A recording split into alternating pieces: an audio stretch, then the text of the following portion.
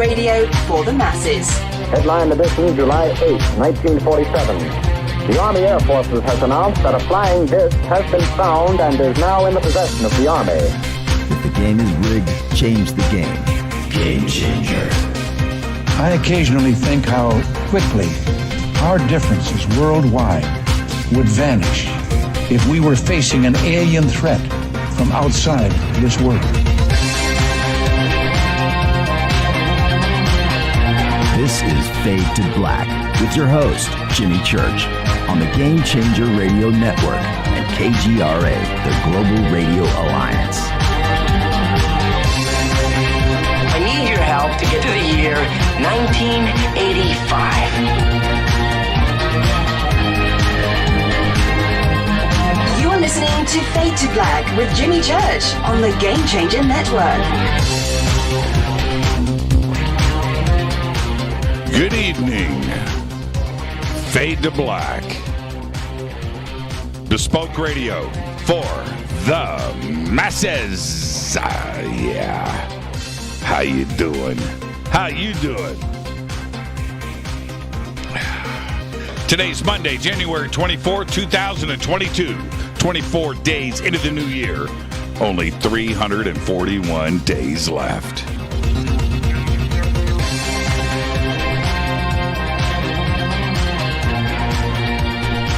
We are live from a bunker somewhere in the middle of nowhere. A total undisclosed location. That's right. But it is beautiful in here. How you doing? I would like to welcome everybody listening all around the world, all across the United States. Hither and thither, to and fro, back and forth, up and down, east and west, north and south, far and near. This is Fade to Black for KJCR, the Game Changer, and UnX Networks. Race Hobbs, I'm your host, Jimmy Church. Yeah, man. How you doing? All right, we finally got around to it. Tonight, it's our annual Fade to Black AMA. That's going down tonight. Tomorrow night, Rick Levine joins us for the first time for a full night of astronomy in 2022. There's no question that Rick is one of the best, one of the most respected astrologers. I just said astronomy twice. Astrology in 2022. There's no question that Rick is one of the foremost astrologers in the world, and it is indeed a privilege to have Rick Levine join this show, and that is going down tomorrow night. Very excited about that. And then Wednesday night, Giorgio Tsoukalos. Giorgio is stopping by. We are going to be talking about something that's pretty amazing, and wrap your head around this, kids. We're going to be talking about season 18 of Ancient Aliens. Season 18 of Ancient Aliens, and that is incredible. That is incredible. So that is Wednesday night, and then Thursday, of course, is another Fader night with open lines all night long.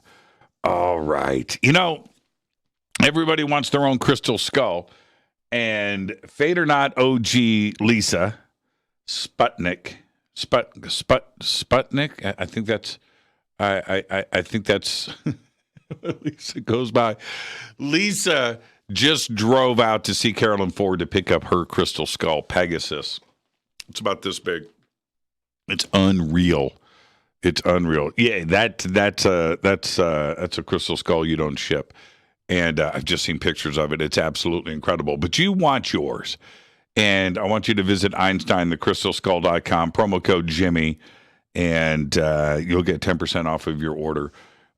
But Lisa and her pictures, and they went out, had an event as they should, and wow, just absolutely incredible.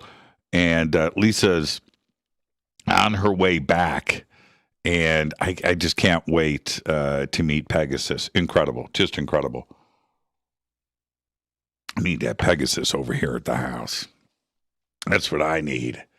That's what I need. All right. And I brought all of that up because I was in contact with Lisa all weekend, and she was out in Sedona. And she, I should post this picture, early in the morning. And, I'm getting the updates on her travels. We're texting back and forth. And she's like, I'm here. And she posts this she sent me, texted me this selfie. She's right in front of the red cliffs right there in Sedona, and this smile. I'm like, man, I want to. Oh, so I took a selfie of me on my back porch. This is what you get, Lisa. Incredible, incredible. Go visit EinsteinTheCrystalSkull.com. Follow me on Twitter at JChurchRadio. That's easy enough to do. You're going to want to do that tonight because it is our AMA. And the easiest way to get stuff to me, go ahead and follow me on Twitter. And I want you to post your questions tonight. Now, look, we can get questions from 3 or 4 different sources, and I get that.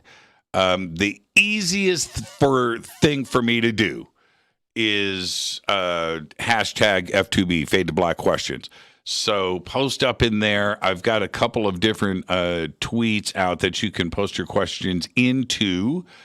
And you can do that. You can also, hashtag F2B or hashtag F2BQ. And yes, there's one right there. Okay. Yes. 1, 2, 3, 4. Okay. All right. Okay. All right. Yes. Okay. So everybody's already figured that out. Hashtag F2BQ. Do that there. And then we've got to figure out a way to get this stuff over in the YouTube chat room as well. And so Jonacide or Bill or Block Chick, if you guys could collect the questions over there and then post them for me over in Twitter, that would be great. That would be nice. Could you do that for me, Jonacide? Can you help a brother out, Bill? Block Chick, you know what I mean? That would be really cool. And then because that YouTube chat is absolutely out of control. All right, and I can't keep up with it. I don't know how you guys do, but that would be really nice. Okay. All right. And yes. And then we also have Facebook too, as well. If you're over on Facebook, I've got a post on my main Facebook page. Post your questions in there. All right. All right. Let's get to the breaking news. Huge news today. Huge news today. I can't believe this happened so quickly. Unbelievable.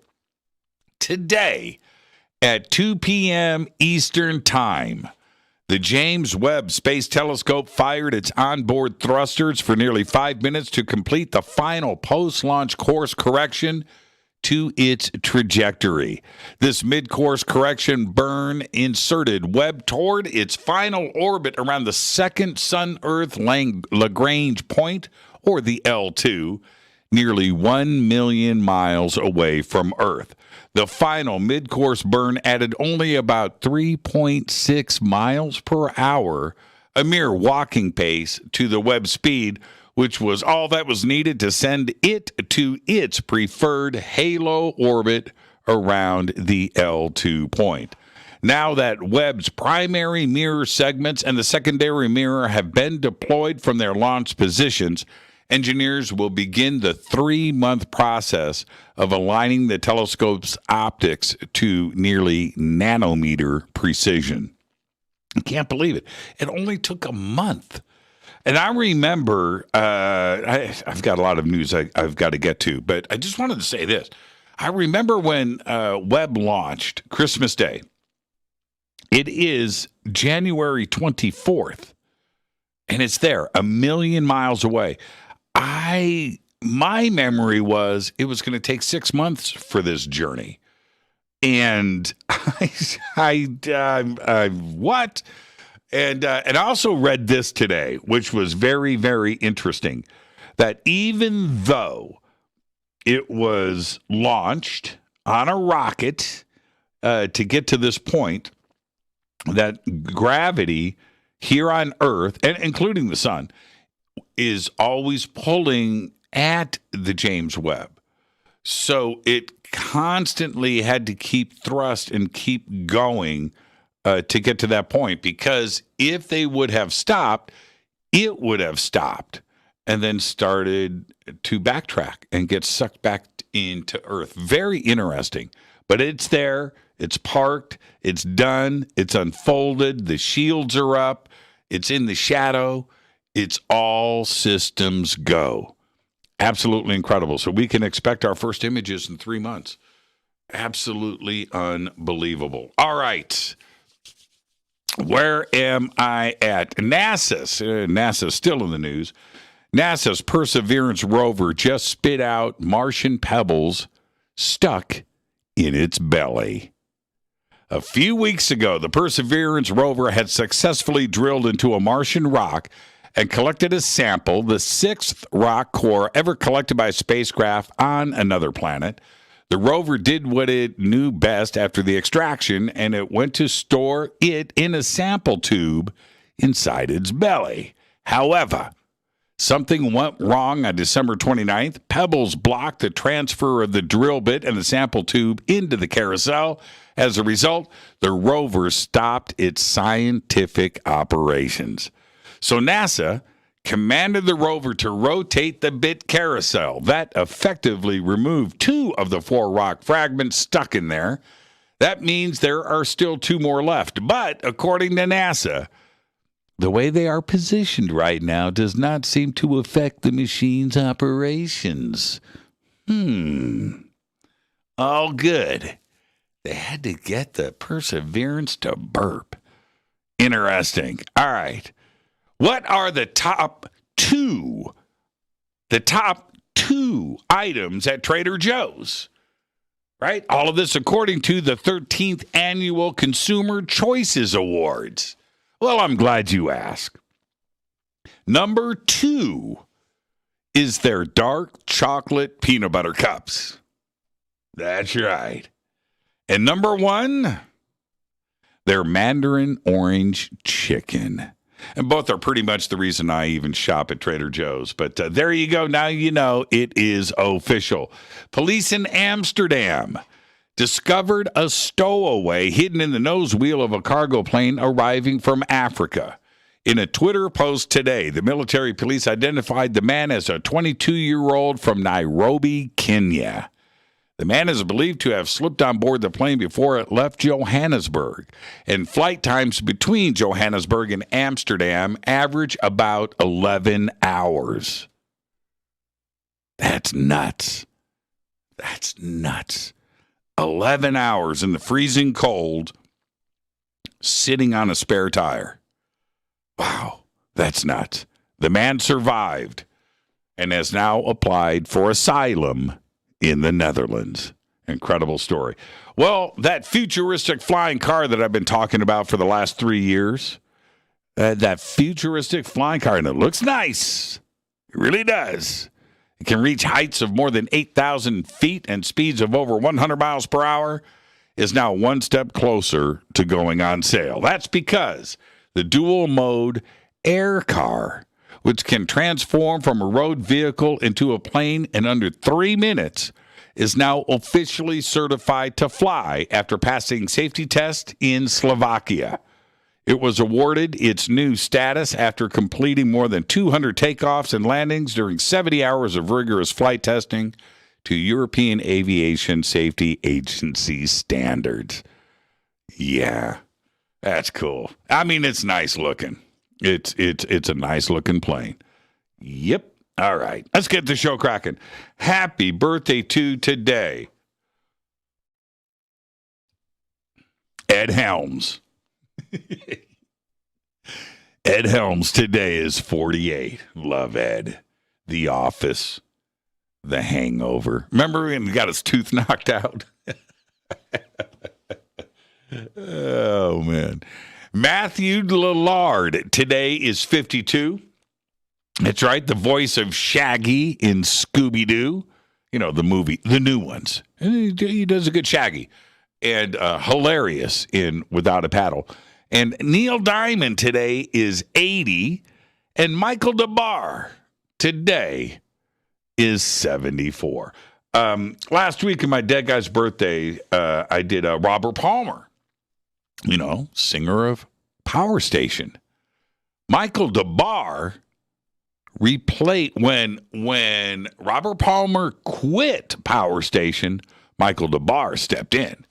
And I believe, if my memory serves, Live Aid, 1984, 85, that was Michael DeBar on stage with Power Station. Our dead guy's birthday today is John Belushi. 1949 to 1982, died at the age of 33. John's career lasted for just 10 short years, and really, it was about six and a half. During these years, he starred on Saturday Night Live, of course, Animal House and the Blues Brothers, and all of that happened like between 1975 to like 1981. That's it. On March 5th, 1982, John died from combined drug intoxication from a mixture of heroin and cocaine known as a speedball. At the Chateau Marmont Hotel in West Hollywood, California, he was just 33 years old. Incredible. On this day in history, 1972, after 28 years of hiding in the jungles of Guam, local farmers discovered Soichi Yokoi, a Japanese army sergeant who fought during World War II, didn't know the war was over, and was hiding out in the jungles in Guam. Wasn't that like now that was in 1972. Wasn't that an episode of Gilligan's Island? But Gilligan's Island was like 1964, 65, 66. So they made that episode of Gilligan's Island. Am I having a Mandela effect moment? Is that right? Yeah, Gilligan's Island was in the 60s. It wasn't in the 70s. Oh, man, that's trippy. Okay, that's trippy. Fader fact. Born in the USA by Bruce Springsteen, reached higher on the charts in Ireland, the UK, Australia, New Zealand, and the Netherlands, higher in those 5 countries than it did in the USA. That is your Fader fact. Tonight, it's our annual Fade to Black AMA. I cannot believe it seems like we did an AMA over the last year, but we did not. So tonight is our, I'm saying annual because it's been so long. We need to do more of these. All right. Tomorrow night, Rick Levine joins us for a full night of astrology in 2022. Wednesday night, Giorgio Tsoukalos. He's with us to talk about Ancient Aliens Season 18. Thursday's another Fader night with open lines all night long. And now let's get started on tonight's AMA. All right, now post your questions. The easiest way to do it, hashtag F2B, hashtag F2BQ. All right, hashtag F2BQ on Twitter, hashtag F2B on Twitter. I've got Twitter posts. You can post inside of there, and I'll try to get to everything. You can also get stuff going over in YouTube, in the YouTube chat, and we've got our moderators over there, Jonaside and Block Chick and Bill, and they can compile the questions over there, and hopefully they have the technology. I know Jonaside does because he's a tweeter. He loves to tweet and get that stuff over to me here. And also you can post up in Facebook. But a little why I enjoy doing an Ask Me Anything. This is the deal. First, it's different from Fader Night, right? And in a weird way, in the beginning, during our first AMA, I thought to myself, why would I do an AMA? because it's what we do on Fader night. Well, actually, no, it's not. It's totally different. It's totally different than a Fader night. Fader night is a night of phone calls with open conversation. And that is what Fader night is for. Hate's a wrong word. I'm disappointed when I have to give up a Fader night because it's one of my favorite nights. You know, I get 4 of those a month. And I love hanging out and engaging in conversation with everybody. AMA is different. AMA is I'm getting questions directed at me about anything, right? So having an AMA on a Fader night is not just the right thing to do because they're totally different things. An AMA is a separate show. And then we have the problem with, and I'm being honest here, we need to do more AMAs. But we're totally backed up on guests. I have a potential guest list that is a mile long. And it's going to take me years to get through this list. And I'm not exaggerating about that. Years. And I've got to book I've got stuff. I am backed up on guests. Right? I have no spare dates. I have nothing open. Now, it's a great problem to have, but the AMAs always get pushed to the side. So with that, let's get to the first question of the night. Again, you can post hashtag F2B, hashtag F2BQ. You can post over in YouTube in the chat room, and you can also post over on Facebook. On my Facebook page, I have got a post right there. And let's see what I have over there. And then I'll do all of this stuff during the break and compile everything. Okay, so yeah, it's right there. And just go to my Facebook page. And if you may have to follow me to see it, I guess. There you go. All right, first question of the night. First, let me hit this River Moon coffee.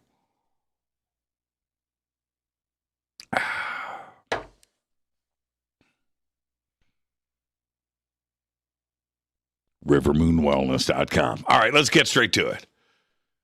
From Rob Whelan, Jimmy, will you play the guitar for us tonight? Nope. Maybe just a little bit. Nope. Let me address this for a second. If I pulled on a guitar, cranked up the amps, pushed the faders up, and started just riffing right now, the mystery's gone. That's it.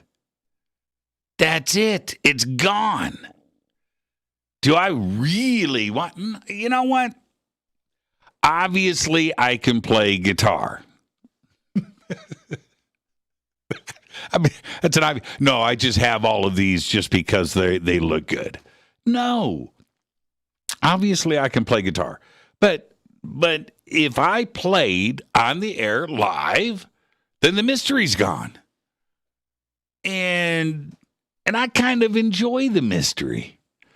I kind of enjoy it. I played you tracks of mine. You've heard me play, but playing live on the show, then that just gives it all away. Maybe one day, let's say Doug Aldrich is here with me in the studio. That would be different. That would be kind of cool.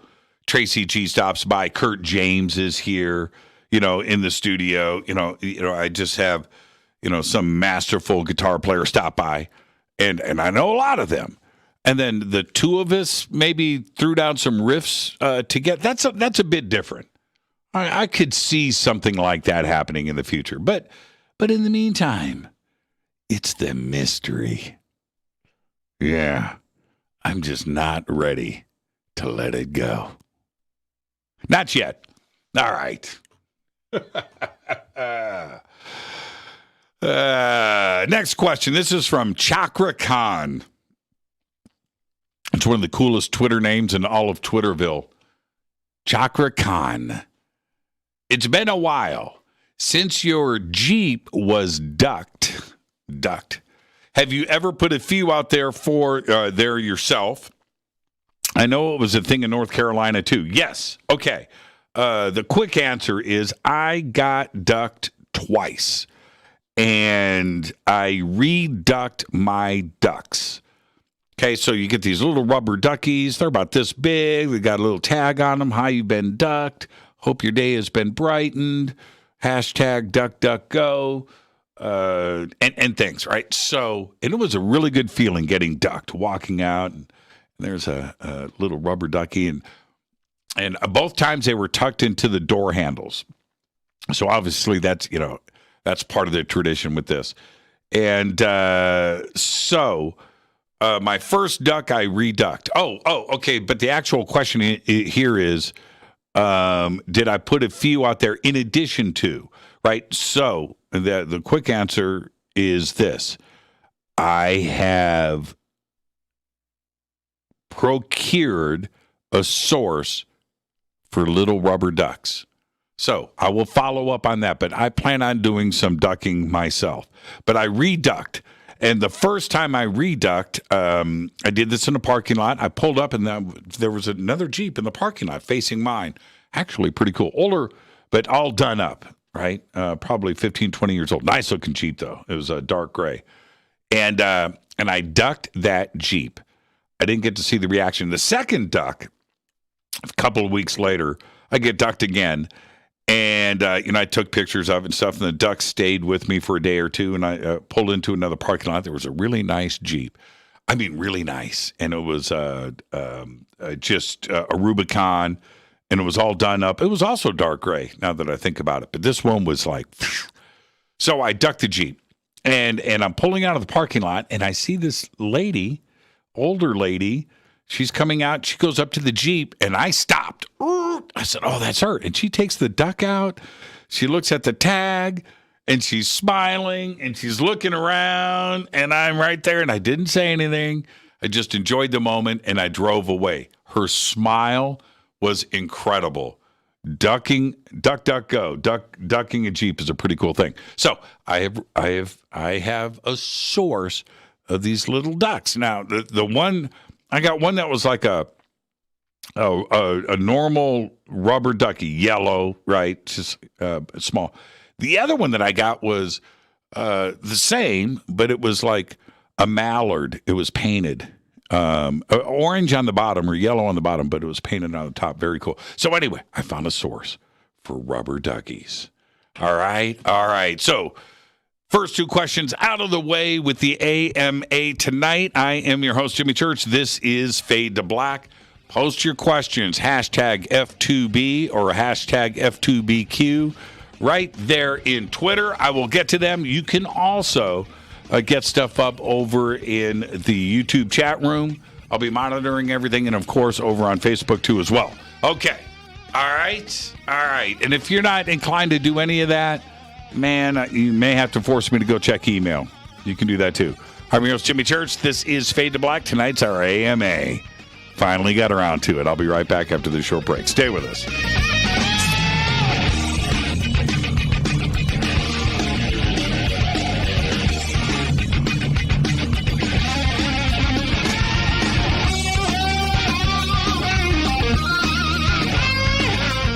This is Nicole Church, daughter of you-know-who, and you're listening to Fade to Black on JimmyChurchRadio.com and the Game Changer Network.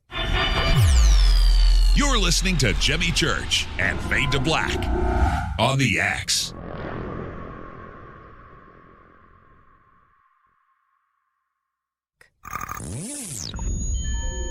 You're listening to Jimmy Church, Fade to Black. Fade to Black will now pause for alien identification. The station that talks the net. Introducing the Game Changer blend from River Moon Coffee that delivers a customized blend made specifically for the Fadernauts. If the game is rigged, change the game. It's a bolder cup with some bite. Game Changer is the coffee of choice for those that prefer an organic dark roast that is slightly lighter and milder, but it's still dark. with wild notes of pecans and chocolate with a rich, balanced, full-bodied cup that is roasted to perfection for a great coffee to start your day, as an after-dinner coffee or anywhere in between. Artisan small batch roasted to perfection. USDA certified organic, all River Moon coffee is freshly roasted and packaged in the USA. Just go to rivermooncoffee.com or click on the banners over on our site and use the promo code F2B Blend for 15% off of your order today. rivermooncoffee.com. This is the only way forward. This is Fade to Black. Make contact. This is Jimmy Church of Fade to Black, and you can get our podcast for just $2 per month. All you have to do is click on the podcast banner over at jimmychurchradio.com. Hi, folks. It's troubling times, and fear is pushing emotions, which in turn pushes health the wrong direction. Do you ever get an ache because life is uneasy? Try Life Change Tea at gettheti.com. Life Change Tea works on your digestive tract, helping to move food through quicker and comfortably so your health is spot on. Life Change Tea may not help with world issues, but it will help with your digestive issues. A glass a day helps keep the intruders away. So, change your life today. Log on to gettheti.com. That's gettheti.com. If your health game is off, get on by ordering Life Change Tea. Gettheti.com. And while you're on our site, look around at the great non-GMO organic supplements. And if you're a sales shopper, go to our specials page and see what's for you. I've been drinking the tea for 12 years, and I'm sure glad for its health benefits. Again, that's gettheti.com. Gettheti.com. The tea that makes you go. The new KUNXDB, the UNX Network, bringing you the best in paranormal programming in premium high-definition streaming audio and video. Log on to the network at unxnetwork.com and check out the growing lineup of programs, including Jimmy Church, Whitley Strieber, Micah Hanks, and many more. Sign up for the free UNX newsletter, follow the UNX blog, or pick up the latest edition of the UNX magazine. Be sure to follow us on Facebook and Twitter. So check us out at unxnetwork.com. Tap the show page and the calendar so you never miss your favorite live shows and podcasts. We are your portal for all things paranormal. The X, explaining the unexplained. 9 out of 10 geneticists agree. Fade to Black is not your father's radio show on the Game Changer Radio Network. Hi, this is Rob Reiner from Anvil, and you're listening to JimmyChurchRadio.com. What's up? I'm Chris. What up? This is Kyle Manson, and you're listening to Jimmy Church Radio.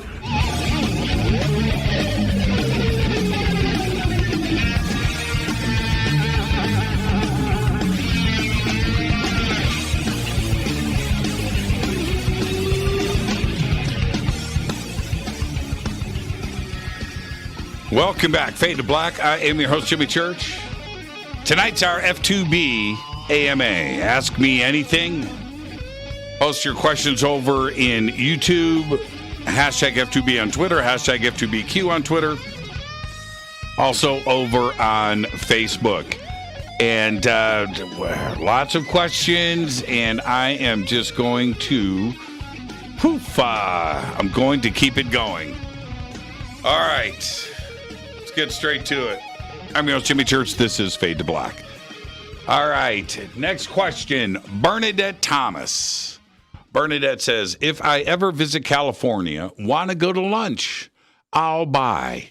Of course, I'll probably never get there. But if I do, Bernadette, if you make it out to California, you do, let me know. Let me know. We'll go to lunch. There it is. Bernadette, okay? We'll go to lunch. Just let me know. Let me know. We'll get that worked out. And I'm not a cheap date, though. Oh, it's lunch. It's lunch. Where will we go to lunch? Oh, what did I say before? Versailles. So we'll go to Versailles, Bernadette, and I'll get to watch you change your life. Versailles. I can't believe we did Drew, who called into the show on Thursday night. Great phone call from him, by the way. And he just posted a video of him going outside the next day. It was Thursday, Fader Night Friday. He's outside, boom, shoots a UFO right here in Los Angeles. Pretty cool video, by the way. Anyway, we talked about Versailles. And we did this whole conversation on Versailles, and I don't think any of the Fadernauts posted anything in Twitter about Versailles. Normally, it happens right away. And the rest of the world can follow up and click and go, that's Versailles, which is this Cuban restaurant here in Los Angeles. And I think there is 3. The first one, the main one, is on Venice Boulevard, or Lincoln Boulevard. Is it Lincoln? No, it's not Lincoln. It's Venice and Motor. Right. Okay, in Culver City. And the other one is on Ventura Boulevard. There's a third one, and I haven't been to the third one. The one on Ventura Boulevard is pretty good, too. The atmosphere is the original. Anyway, Bernadette, that's where we will go. Versailles. All right. Let's see. Next, Deb Lavin says, what is your favorite Carpenters song of all time? Oh, all of them? Well, yeah, kind of. Because if you think about it, it's, Rainy Days and Mondays, right? We've only just begun, right? Close to you. Yesterday once more, right? Ticket to Ride. Oh, yeah. Ooh. Probably. Okay, that's a tie right there. But probably if there was one that stood out for me, Goodbye to Love. Man, that's a strong song. Love the Carpenters. Greatest Hits. I can't remember, did they have a volume 1, volume 2, but the original Greatest Hits. Man, I wore that thing out. I wore that CD out. And, man, that makes me want to listen to some Carpenters right now. Goodbye to Love, though. Ooh, man. When I was a kid, that song, her thing that, and she had this tonality to her voice, which suggested melancholy. And it was right there. She could deliver the emotion. And so the happy songs like Top of the World, right? And, when the happy songs were okay because she's so talented, and her brother, Richard, I mean, just an amazing composer, but didn't have that same thing for me than the other stuff that was, emotion and love. And man, she just brought it, man. And Goodbye to Love, man. Merry Christmas, Darling by the Carpenters. Yeah, strong. Yeah, that's strong. Calling All Occupants is, look, Laura London just came in, Calling All Occupants. Calling All, that was a remake. They didn't write that. That was a remake. And I forget the original band that did that, and I've heard it. But it was kind of surprising to have the Carpenters come out and do their version of that song. Calling All Occupants of Interplanetary Craft. Yeah. Laura London hanging out tonight. She Way Hungry. Oh, man, Ken Priest. Ken, do you know you're like the funniest out of all of the Fadernauts? If I give away awards, the coolest, the funniest, the craziest, whatever, Ken gets the funniest. That's a cool dude right there. Makes me laugh. All right. Next question. Nancy G. Silent Lucidity by Queensryche. Ooh. that's a strong song. Fly to the Angels by Slaughter. That's strong. Okay, where's Nancy going with this? Were like my anthems in the early 90s and still in my top 5 favorite songs. Those are 2 good ones.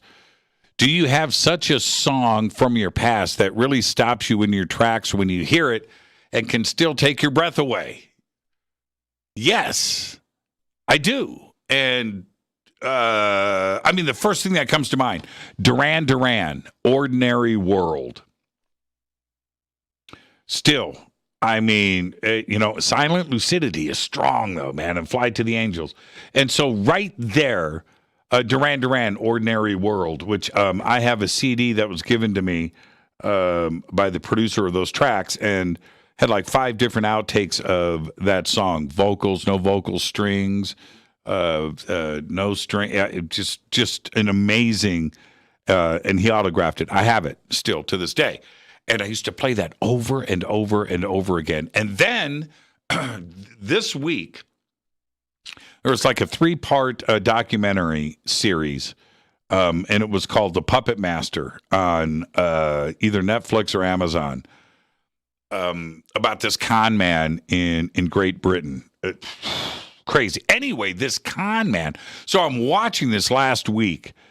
And Duran Duran, right? Emotionally, I'm so connected to that song. And then they reveal in the documentary that this con man would drive his victims around, kidnapped, crazy, and would drive around in the car playing Duran Duran, Ordinary World over and over and over again. Now I have to rethink. Because I was watching this documentary, I get this question in tonight from Nancy G about this.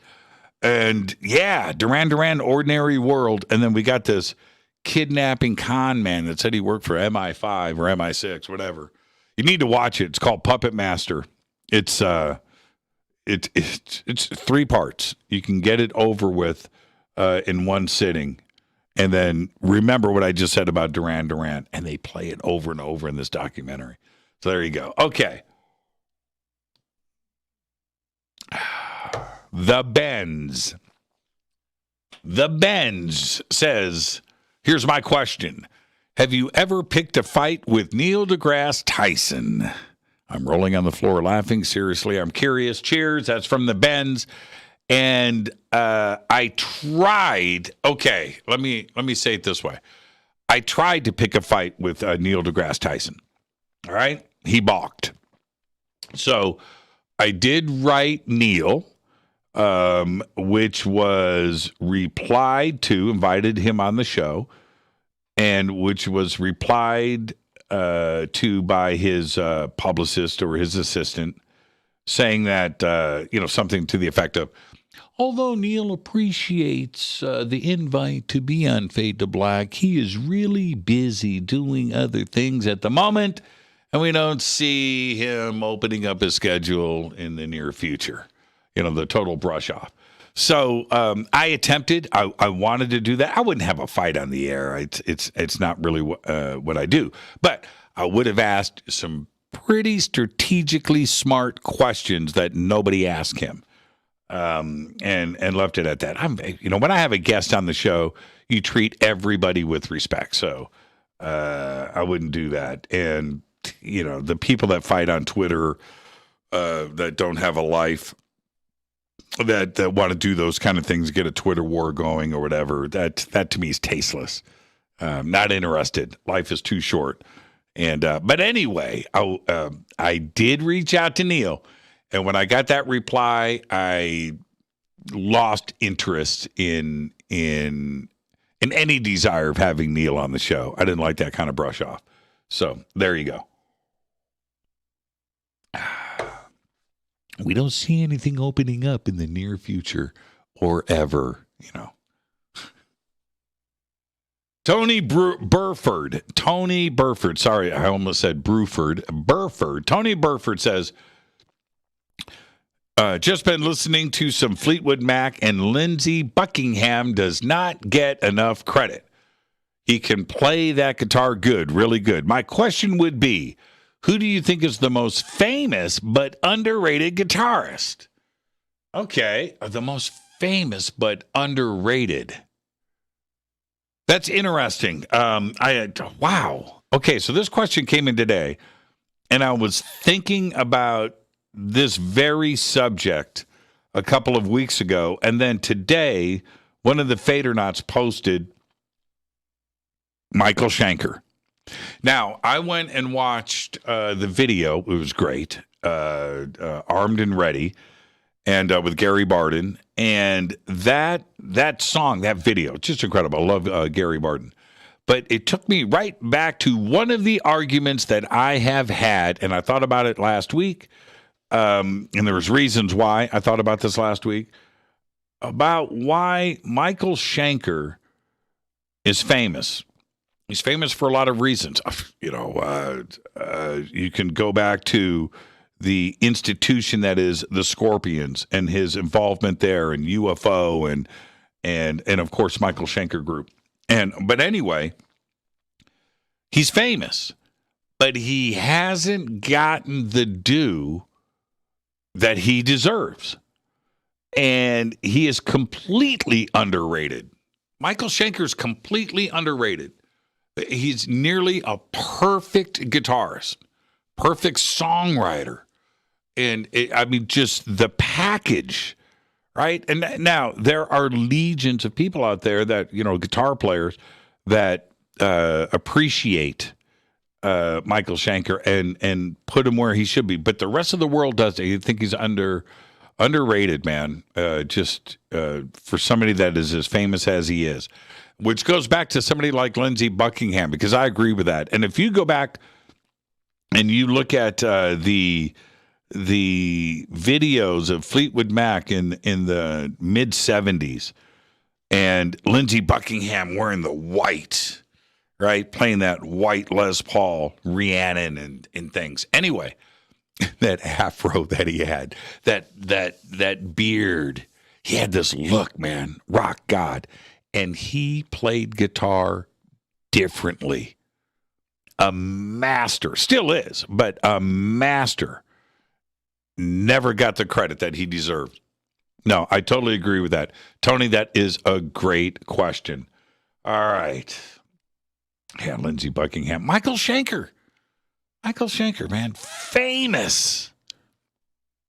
Doesn't get the credit that he deserves. He should be in the conversation with everybody else. Jeff Beck, Jimi Hendrix, Jimmy Page, Steve Vai, right? Should be in that Eddie Van Halen, Michael Schenker. He needs to be in that conversation. Absolutely. Metal Ghost Dad. Next question. Best guitar neck to shred on. Best guitar neck to shred on. All right. Well, you know what? That's an easy answer, actually. Ibanez RG.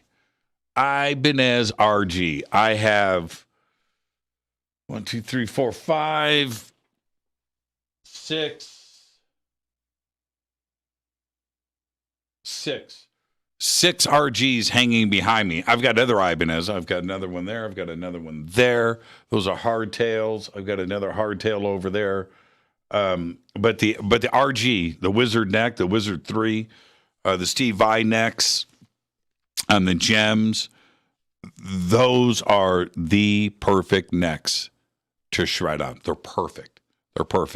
Depends on your style and things. But Zach Wilde, he likes a different style of neck and things. Could he shred on an RG? Yes, he could. Scallop necks and Ingve and all of that's a whole other thing. But if you want the all-around shred neck, Ibanez. But I have some hardtails, like I have a Hamer over there that has got a perfect neck on it, and it's a hardtail. But that's got a great neck to shred on. The Deans are great for that. I've got this Ibanez hardtail here, this artist. It's a great neck too, as well, short scale, and but the overall, all around Ibanez RG You're never going to hit it wrong. But I'll tell you that Jackson next, and I've got 1, 2, 3, 4, 5 Jacksons, like right here. Some you can see, some you can't see. Beautiful necks. Beautiful necks. That orange one is great. The Randy Rhodes is great. I've got another Randy Rhodes there that is great. I've got a Strat 2 right there. And this one right here. Very nice necks. Very nice necks. But Ibanez RG. There you go. All right. Next question. The real mad dog.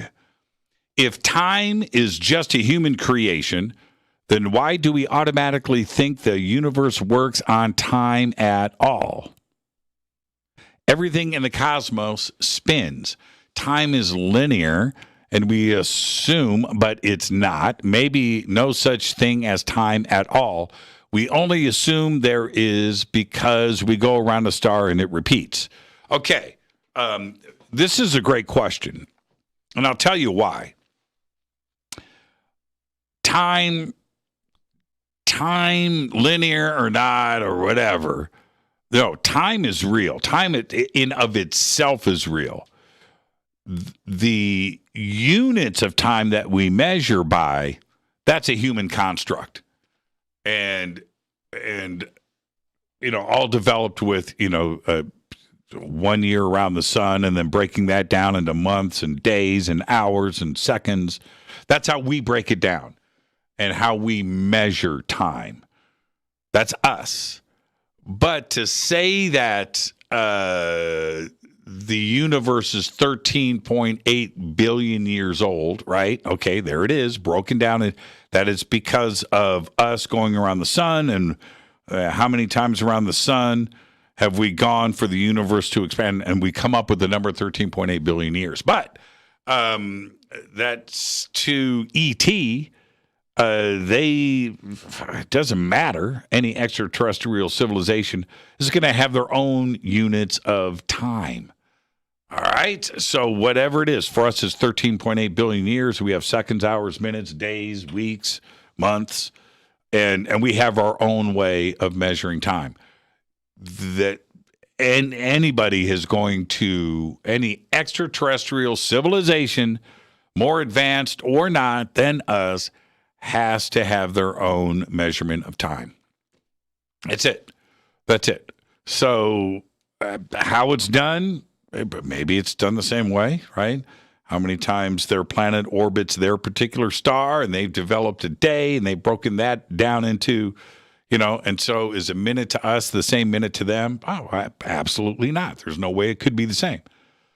Unless their planet orbits 365 days a year, right? And then they have a leap year, and we come up with the same seconds and everything else, and they got a moon, and they've got their, so, but everybody's got to have a measurement. It has to be that way to fit into math and to calculate how everything works. You would have to have a unit of time in order to do the math, right? That's it. You couldn't, Einstein, Newton, anybody couldn't come up with these answers. E equals MC squared, right? Think about that. All of that math, all of special and general relativity, all of that are based on units that are established. So, yeah. I don't see E.T. or the rest of the universe not wearing watches. I'm pretty confident in that. All right, let's see. Okay, with that, I'm just going to break because these questions take too long to answer. So I'm going to take my break right now. I'll be right back. We will continue our F2B AMA. Post your questions. Hashtag F2B on Twitter. Hashtag F2BQ on Twitter. You can post over on YouTube. Those will get sent over to me. There's also Facebook. And there's a way to get it done if you want to ask me a question. I'll be right back after this short break. Stay with us.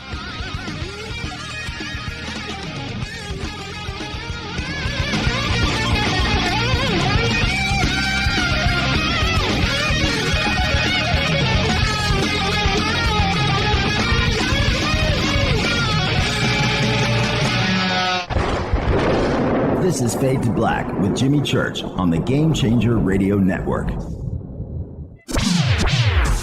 Your 1 million gigawatt paranormal powerhouse, KUNX-DB, VX.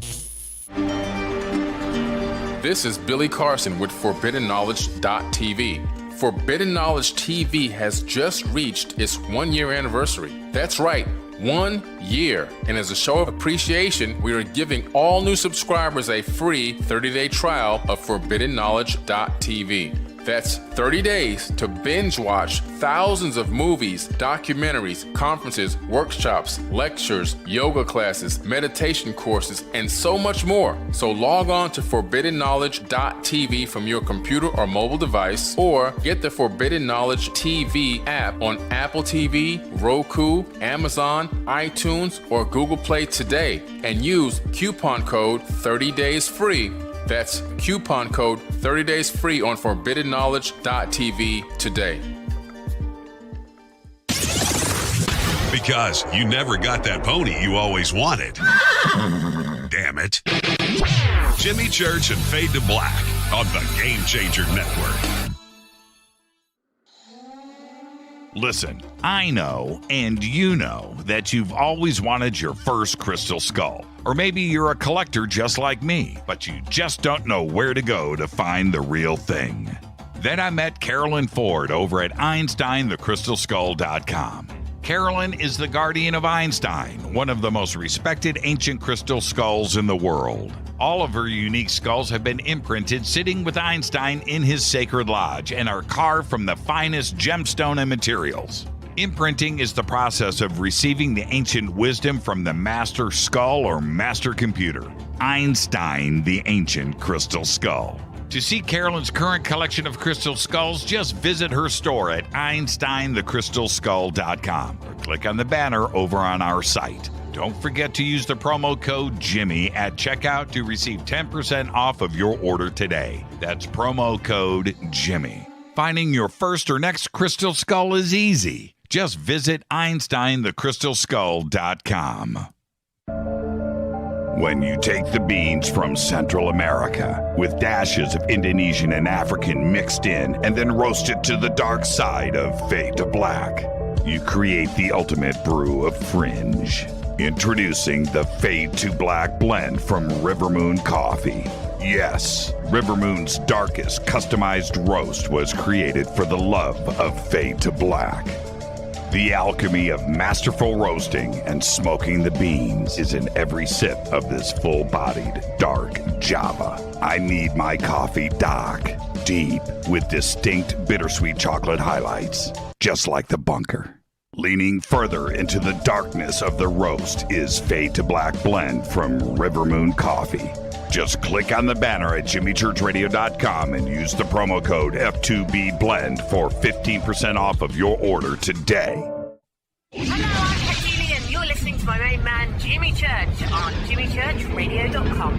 Hi, this is Ray Hobbs here, repping the planet, and you're listening to my good friend, Jimmy Church, Fade to Black. This is Toby Kebbell. You're listening to jimmychurchradio.com. Don't hurt me, Jimmy. I'm only little. Hey, I'm Adrian Grenier. And this is Ari Gold. We're the Honey Brothers. We are of the Honey Brothers. Hey, I'm Adrian Grenier. And I'm Ari Gold. We're the Honey Brothers. And you're listening to Jimmy Church. The Revolution. This is Jimmy Church of Fade to Black, and you can become an official Fadernaut by just going to our membership section at jimmychurchradio.com. Hello, this is Serena Wright Taylor from Conscious Life Expo, and you're listening to Fade to Black with Jimmy Church, who holds the Lucky Pony record for the best astrological chart since 1963. True story. This is Micah Hanks of the Gralien Report, and you're listening to Jimmy Church on Fade to Black.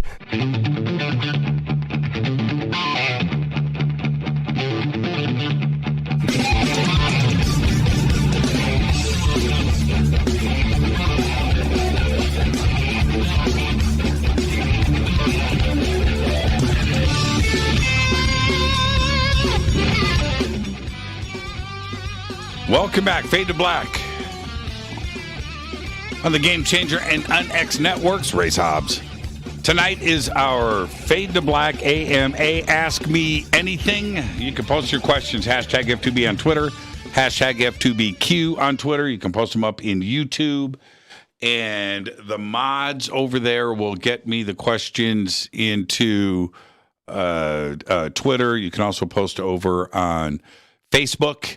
And let's keep this going, okay? I've got a lot of questions in front of me. And next up, Matthew Pond. Do you think men in black are aliens or actual human beings? Yeah, another great question. My experiences, of which I think technically I've had 3, and 1 in person and then 2 in vehicles. All right. And so, and in those 3 cases, well, the ones in the vehicles I never got a chance to see, but they were driving black SUVs. I'll circle back to that in a second. And then the other men in black, which I still have always found this experience very mysterious, was a knock at my front door, and it happened 2 days in a row. One with a woman in a suit, and then she came back the next day with her and 3 big friends that stood in back of her. And at that time, my mistake with that was not videotaping, not photographing the cars and the license plates and following up, because I was just scratching my head like, man, that was just weird. But those are humans. Okay, so I've heard the same stories that everybody else has heard, about who, strange acting, strange faces, strange complexion, quirky movements and things. I've heard all these stories.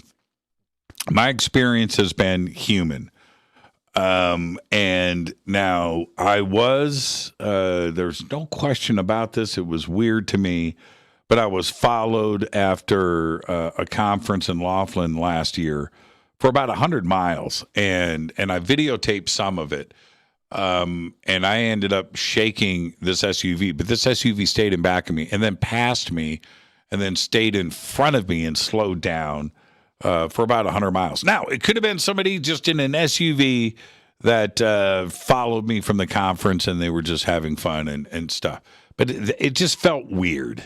It felt strange. And the other one was, out here in Palmdale, and I've spoken about that a few times. I'm not going to waste time tonight with that, but that was definitely a strange experience to go through, to be followed and chased out of town. That was pretty weird. But again, I'm saying humans there. That's my own experience. Who are the men in black? Why do they do it? Women in black? Why do they do it? And why do they show up at these very specific times? I never had any issues in my life with black SUVs or strange people knocking at my door until I started this show. It never happened, not even once. Nothing. So there's a connection there. There is. I haven't. Is it intimidation? Is it, we've got our eyes on you? Yeah. I don't know. I look forward to my next one, though. I do. I really do. Men in Black. Sheila Garcia. What date do you place on the Sphinx? Oh, great question. Do you agree that the original carving was a lion and that it was aligned with Leo, the constellation? The Leo constellation. All right. Excellent question, Sheila. Here's the deal. I don't think any of the dating anywhere on Earth with megalithic sites is accurate. Okay, now there are things that you can do to date dating rock is difficult. We all know that. But it's the soil, the sediment, how, and measuring that in carbon and wood and getting in there and figuring out, pieces of wood. When was this piece of wood cut? And when did it arrive here? And trash and garbage and stuff. So, yes, ancient cultures did have garbage. So, and cooking and things, right? Okay. So there's that. But when we look at the Giza Plateau, there are enough strange things that point to archaeologists and historians and Egyptologists have got it all wrong. And a lot of the dating and a lot of the things that are established today happened 200 years ago, 1800, 1850, British and Italian explorers and everybody taking guesses and stuff. And it's kind of established itself into a sort of dogma that's been repeated over time. But when John Anthony West and Robert Schoch, of course, arrived on the scene and started to look at the erosion in and around the Sphinx temple and the Sphinx itself, and they're looking at the erosion there. And when the last time there were heavy rains and water in the Giza Plateau, you're pushing the date back another 5,000-6,000 years, and that's just a conservative estimate to arrive at when were there heavy rains and water to cause this type of erosion, because it's not wind erosion. Well, okay, so that right there starts to date the Sphinx in a different, off of 2600 BC, and pushing this back to 10,000 BC. So that is a pretty good length of time. But that doesn't mean that it could have been built before that. So there's that. I don't think it's anywhere near 2600 BC. And there's reasons for that.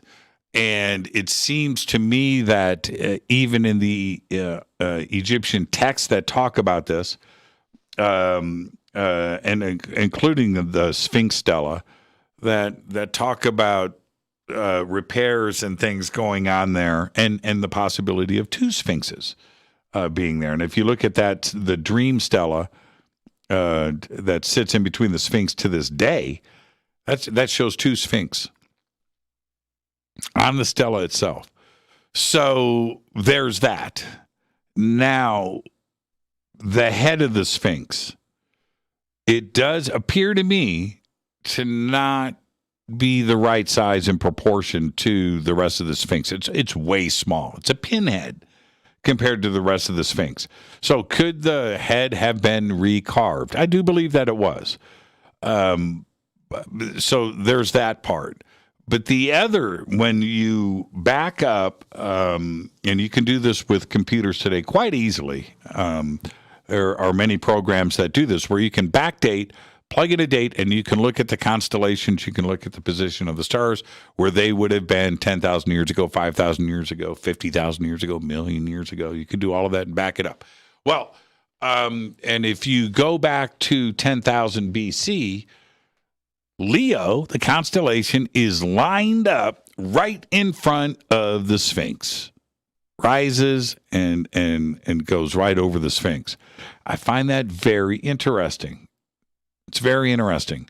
So, yes, I believe it was originally aligned, and the evidence shows me this. I'm not making some crazy speculative guess here. The evidence shows this. You look at the size of the head, it looks like it's been recarved. It was probably much larger. When you, I'm going to move on to the next question right now, but if you are an engineer, an artisan, and you have a team that is there, and you are going to carve this beautiful, huge sculpture, are you really going to mess up the head? You're not. It's going to be beautiful and in proportion. And that's it. Now, whoever, maybe it was Khufu, maybe it was Khafre, they come along and they go, you know what, I want this to be recarved in my image, and they chopped it up. Okay, but you've got to remove a lot of stone to do that, and they did, and we ended up with the head that's on the Sphinx today. That's just me, but I look at the images, and it's easy for me to come to that conclusion. Great question, Sheila. Tommy, 71, says, is there a link between UFOs, mutilation implants from abductees? New Mexico Tech found meteoric iron, keratin, hair, and biological materials in the implants. Interesting. What if UFOs land to collect meteoric iron from impact sites and then do cattle mutilations for the material to make implants? Anything is possible, Tommy, except this type of conclusion. ET, iron, meteoric iron, asteroids, everything that is, there's so much of it out in space.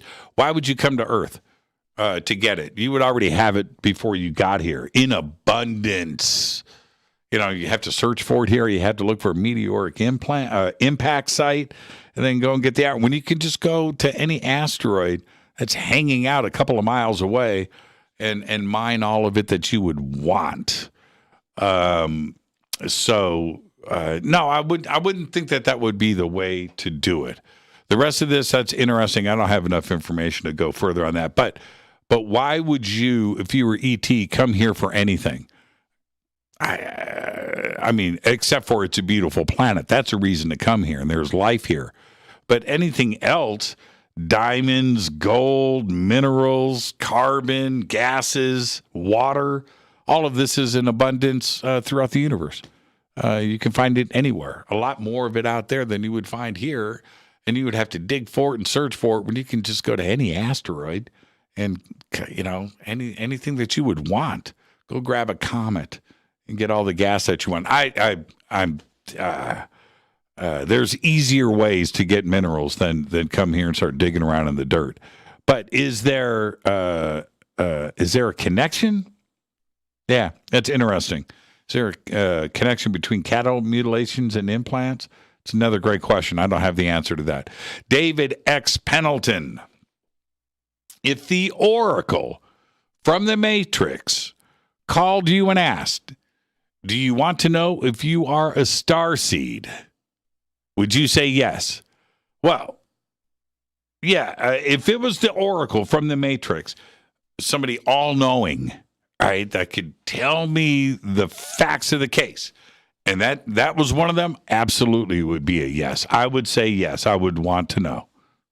Yep, I'd want to know. I think we're all starseeds, though. But would I want to know? Yeah. Coming from the Oracle of the Matrix, and do I get the cookies, too? Do I get the cookies? Do I get to chain smoke cigarettes with her in her kitchen? That would be cool. And discuss the starseed aspect of things? Yeah. I would sit down with the Oracle in a second. Yes. Yeah. I would say yes. Great question, David. Melissa. Dude, have you seen the new movie on Amazon called The Vast of Night? Definitely thought of you and Art Bell watching this.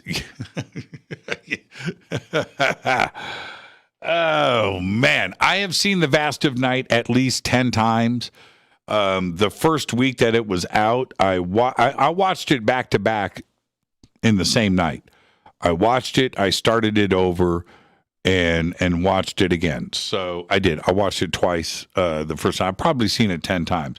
There's a lot of reasons why I enjoyed the movie. Number one, it's a UFO contact story. That's number one. But number two, it involves a radio DJ that is taking calls. And I think this was like the late 50s, mid 60s, or was it that new, set in that time period in Texas. Gets a mysterious call and things. So there was that part of it that really interested me. And probably the third part, and for me, the most interesting part for the movie that drew me in, stylistically, it's incredible. And they did a lot of long shots. And I like long shots, continuous dialogue. And this is done throughout the movie. And I really enjoy that kind of filmmaking because that's a genuine art in of itself, not only for the director, but for the actors too as well, to do these long bursts of unedited dialogue and cameras following people. And it was just beautiful to look at. Independent film that for that kind of budget, they pulled it off. So for me, Vast of Night was just incredible, and a great script too as well. And I don't want to give anything away, no spoiler here, but you have to watch the entire movie until the end. That's all I'm going to say. That's all I'm going to say. It's a great storyline. Love Vast of Night. And if you haven't seen it, definitely go and check it out. All right, that was from Melissa. This is from Jeremy Grimsley. Favorite UFO cases. Favorite guest of 2021. Oh, Jeremy's doing one of these questions. Favorite modern band. Favorite call-in so far. Best movie and TV show of last year. Jeremy, 1, 2, 3, 4, 5. Technically 6 questions in one. Favorite UFO cases. It's still, I think, at the top of the list for me, and there's so many great cases. There truly are. Top of the list, though, Rendlesham, Travis Walton, Betty and Barney Hill,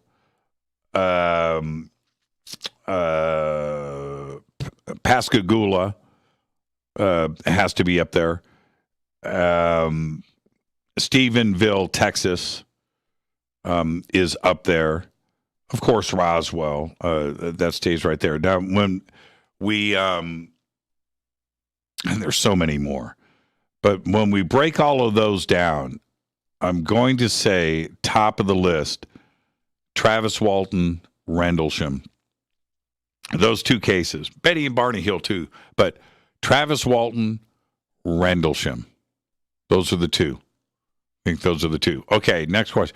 Favorite guest of 2021. I don't even remember 2021. I have no clue. I have no clue. Oh, man. Favorite modern band. Favorite modern band. I would... Man, I really like Rammstein. I really like Rammstein. I do. Like Hypocrisy. In a weird way, they're kind of connected.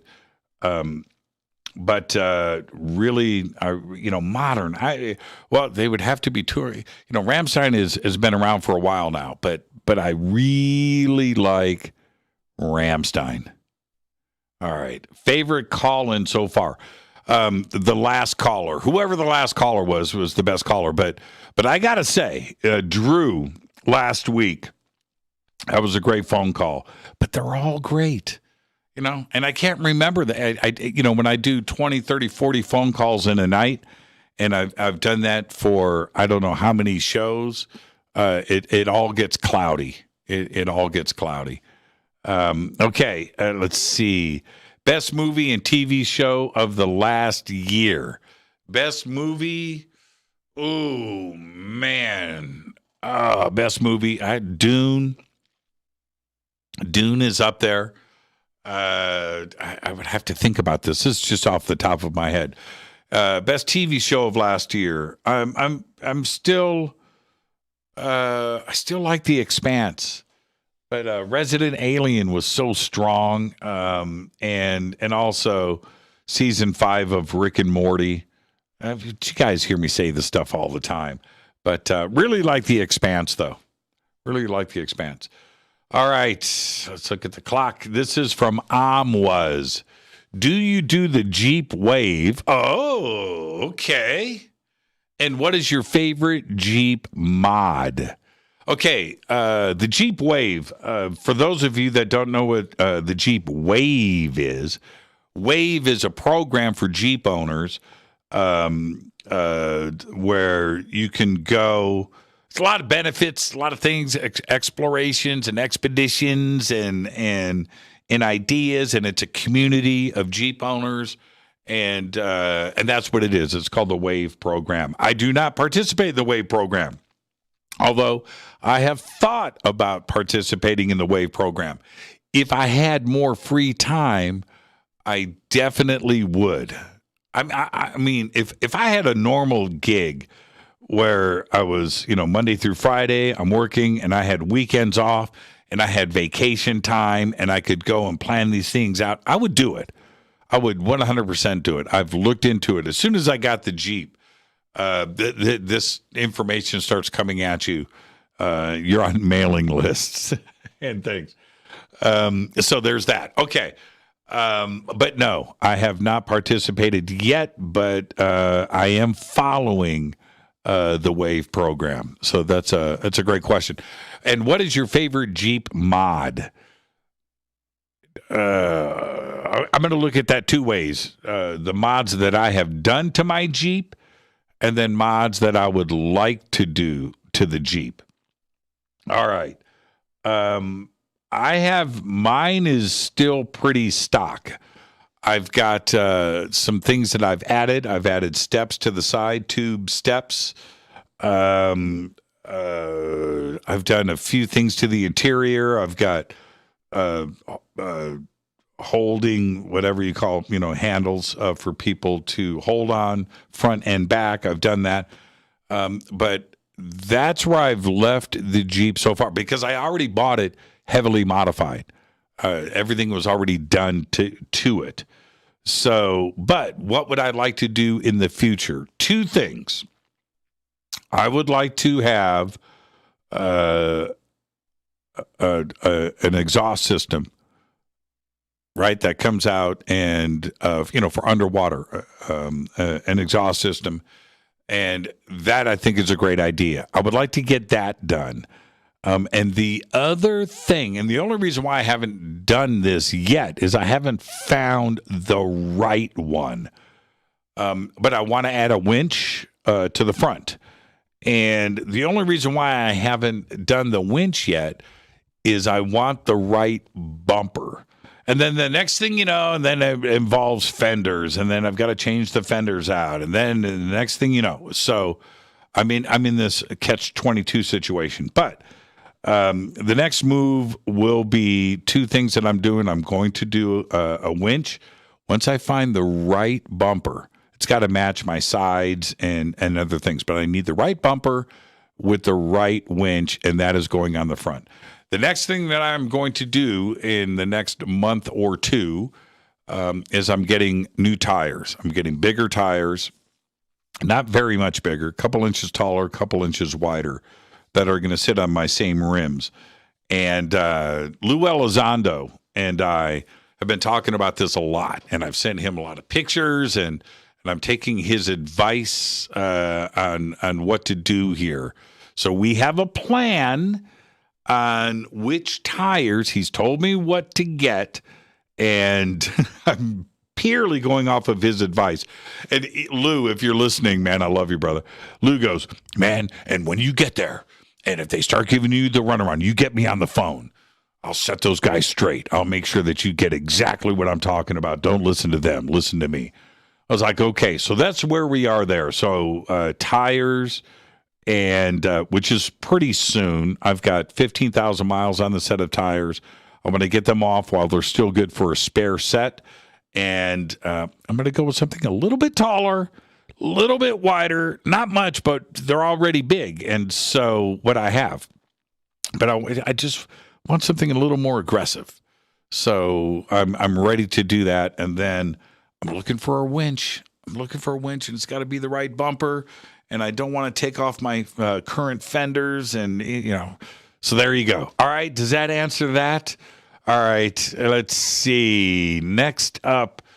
I'll answer this quick. This is from Drew Banky. Do you watch Ozark yet, Jimmy? Yes, I did. Well, it's the first half. So it's part 1 of this season. Yes, I've actually squeezed in Ozark, and incredible.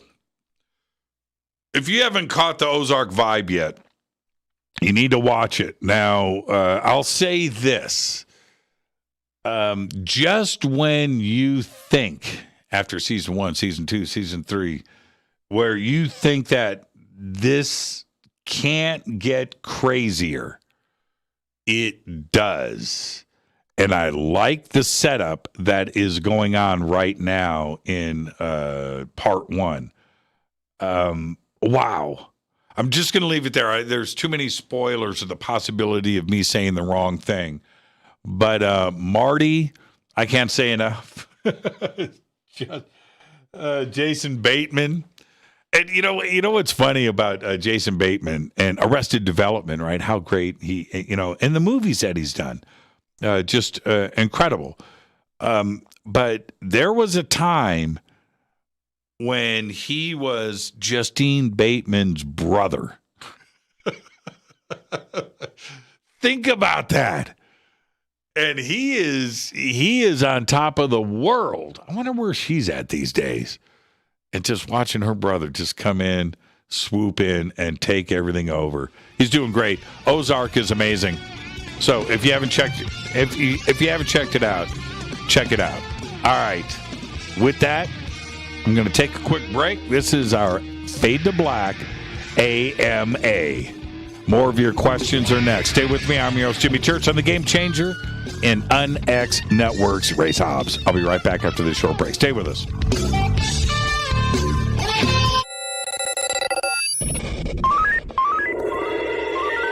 Way out here, we listen to Jimmy Church. You're listening to Fade to Black. You're listening to Jimmy Church and Fade to Black on the X.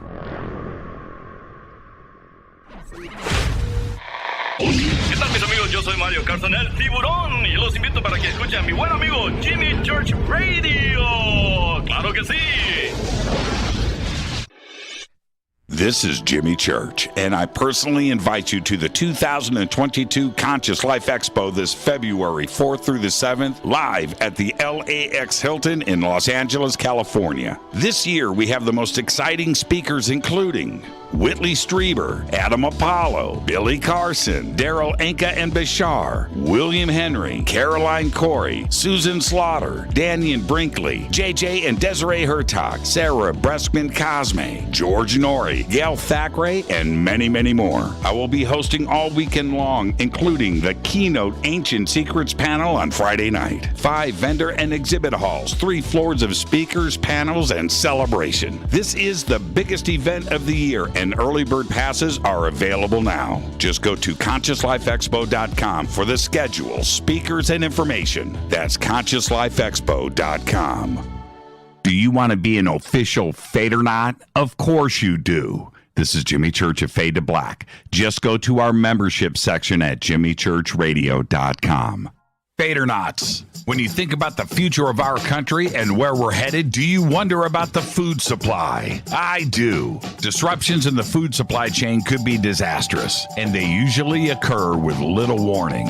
That's why the smartest thing you can do today is to stockpile emergency food, water, and other essentials. I personally recommend My Patriot Supply. They're the nation's largest emergency preparedness company, serving millions of customers for more than a decade. In fact, they're the only source my family trusts for our preparedness plan. You should too.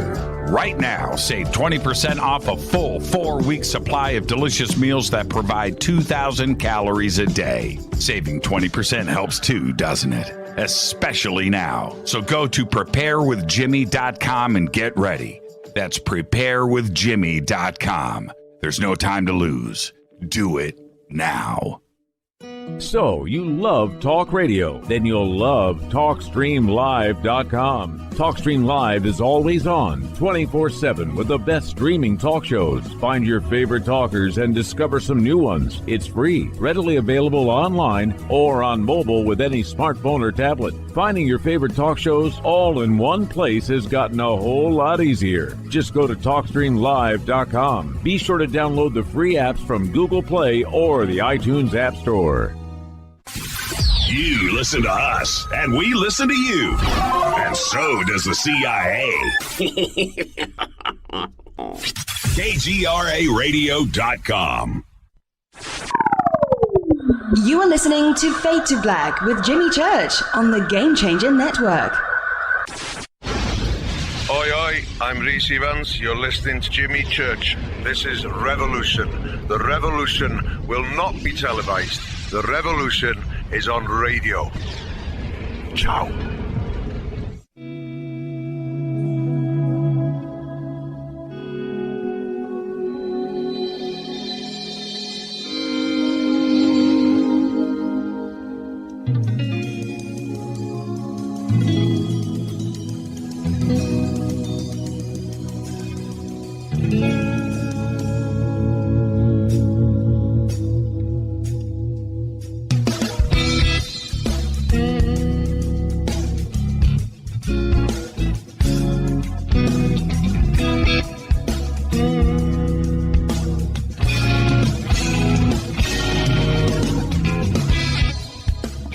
Welcome back, Fade to Black. I am your host, Jimmy Church. Tonight, our Fade to Black AMA.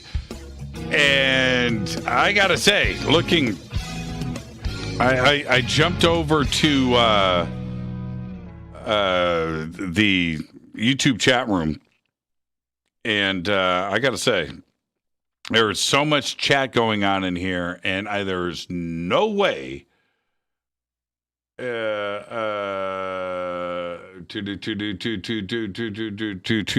many questions here. I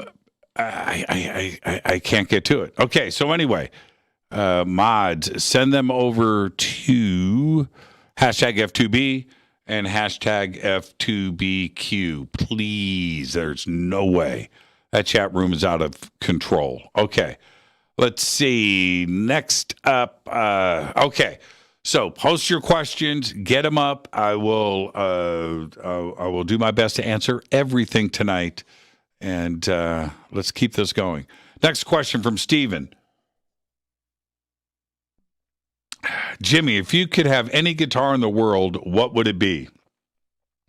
Why do you like jumbo frets on your necks? Okay. Two great questions there, Steven.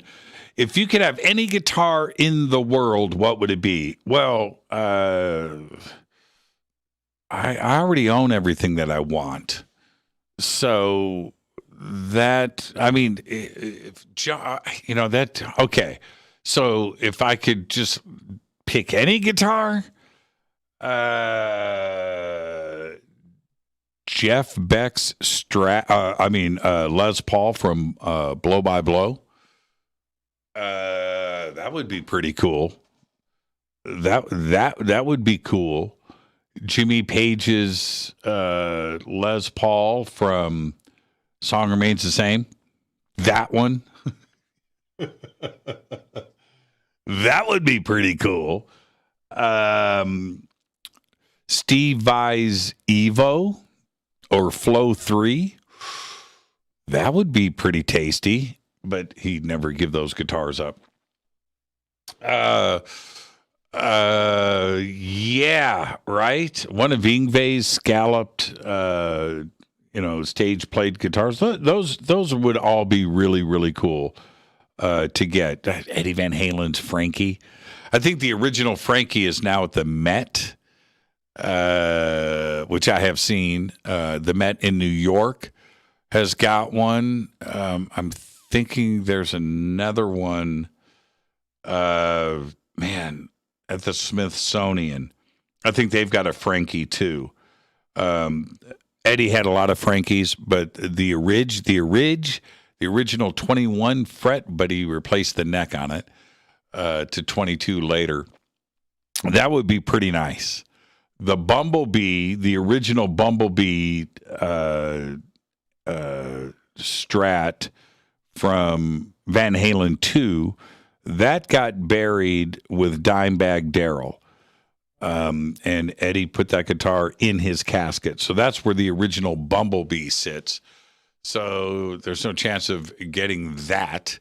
But as far as guitars go, I own everything that I want, and I buy what I want, or I trade, and I work things out, but with different manufacturers. But I own everything that I, if there's something that's appealing to me right now, I'm really into Ibanez RGs, old ones.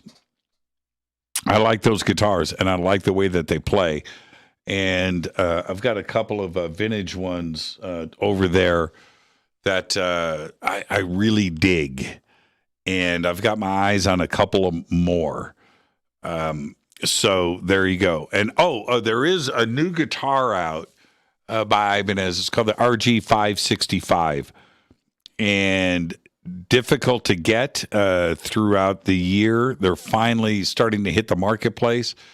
And there's a red version and a blue version, kind of a turquoise, aqua colored, a funky color. I don't know what they call it. I like that. There's more of those out than the red one. But I like the RG 565. And that, So one of the guitars that I wanted, I did get. I got the Tracy G. Kramer, the star guitar with the maple neck. I really wanted that guitar with the black flames on it, silver flames on a black body. I got it, and it was defective. The neck was warped, and I would have had to have sent that over to Pat Wilkins and spent hundreds and hundreds of dollars to get that neck straightened out. And it was a set neck. I shipped it back. And I was very upset. And so the wind is out of my sails on that guitar. I watched it since it first came out. I had my eyes on that guitar. I've got another guitar that's on its way to me, another star guitar that I owned 25, 30 years ago. It went to a friend of mine, and he is sending it back to me. More on that when it arrives, but it's also a star guitar. And I wanted those two hanging next to each other. And the Tracy Guns, man, had to send it back. I didn't want to get another one. The problems that were on that guitar, I think that's in the manufacturing of it. I don't like the way the nut was set, and I was completely bummed out. Okay, next question on that. Why do you like jumbo frets on the guitar? I don't like to touch the wood when I play. I need to have very tall, very fat frets on the guitar, and I don't like to touch the wood. It's much like scallop necks. Neil Moser, when he started building me guitars back in the 80s, I told him about this, and that I wanted bass frets on the guitar. I wanted the most meatiest things that I could have on the guitar. So I didn't want to scallop the neck, but I needed to have, and I've been that way ever since. So I don't like to touch the wood. I just want to touch the strings, and that's why I do that. And every guitar that I have has got jumbo frets on it, the biggest frets that I can buy. All right, next question. Third Stone, Jimmy, you've talked about working with a lot of bands in the studio and on tour in the past. What is your favorite experienced band artist? I would say being on the road with Soundgarden was pretty cool. That was an eye-opening experience for me. That was pretty cool as far as being on tour goes. That was amazing. That was amazing. Right place at the right time. Studio experience. Okay. All right. Just off the top of my head, where am I going to go? Okay. I'll share this story with you. This is the quick version. Dizzy Reed, who is the keyboard player in Guns N' Roses, used to be in another band in Hollywood. And a great band that I had done up to that point, pretty much all of their producing, all of their recording. We're in the studio, in my studio on the Sunset Strip, 24-track studio, when we're recording. And this particular night, Dizzy was in Guns N' Roses at the same time. He was still recording with this other band to get stuff done. And so anyway, but he's got a great singing voice. And we were doing harmonies on these choruses and on this particular song. And it went till like 6 o'clock in the morning. I'm not exaggerating with this. The sun was coming up and we're cutting these vocals. And he's doing these high harmonies, really pushing himself. But we got them done.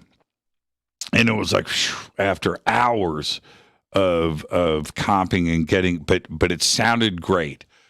And I go back after this, and everybody's standing there, and he wants to hear the tracks back, and I rewound and I hit play, and we're sitting there listening to the tracks, and we come up to the section of this chorus. And the high harmonies aren't there. And at that moment, I wasn't looking at the remote control, which is on a stand. I turn around and look, and I hit record. I erased his tracks. And I go, and I hit stop.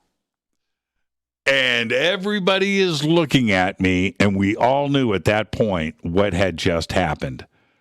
Everything that we had worked on for the last 3, 4, 5, 6 hours until the sun came up was now erased. I rewound the tape, hit play, and they were gone.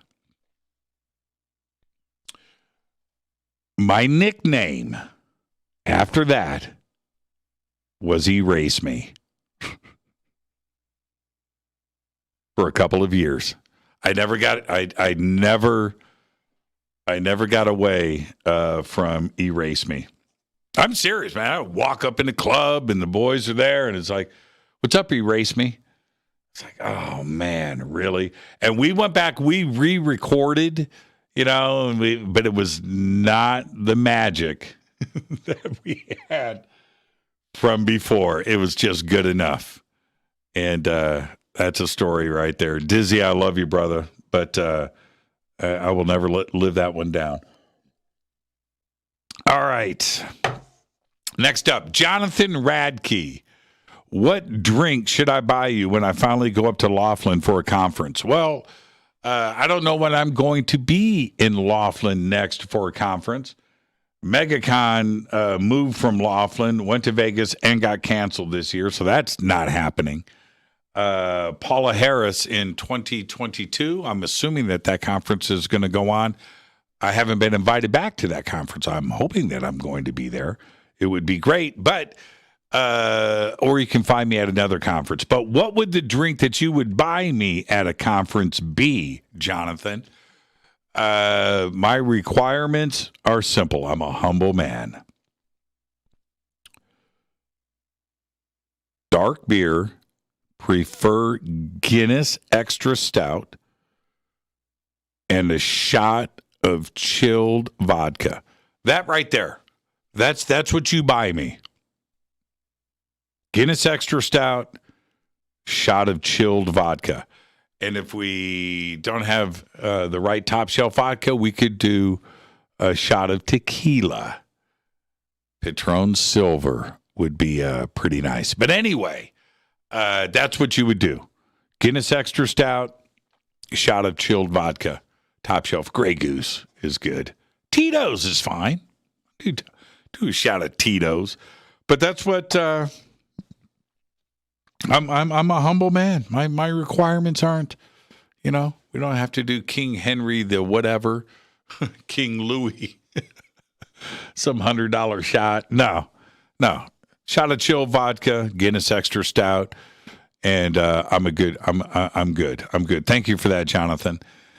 Kim Jellin. Kim, Jimmy, if I write lyrics, can you write music for a song? Kim, write those lyrics.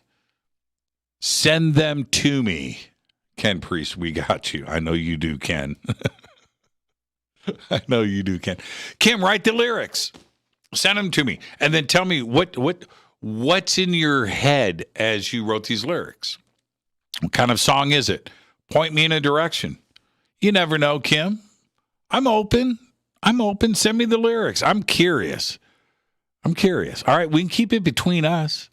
Now, who will sing the lyrics? Kim, are you a singer?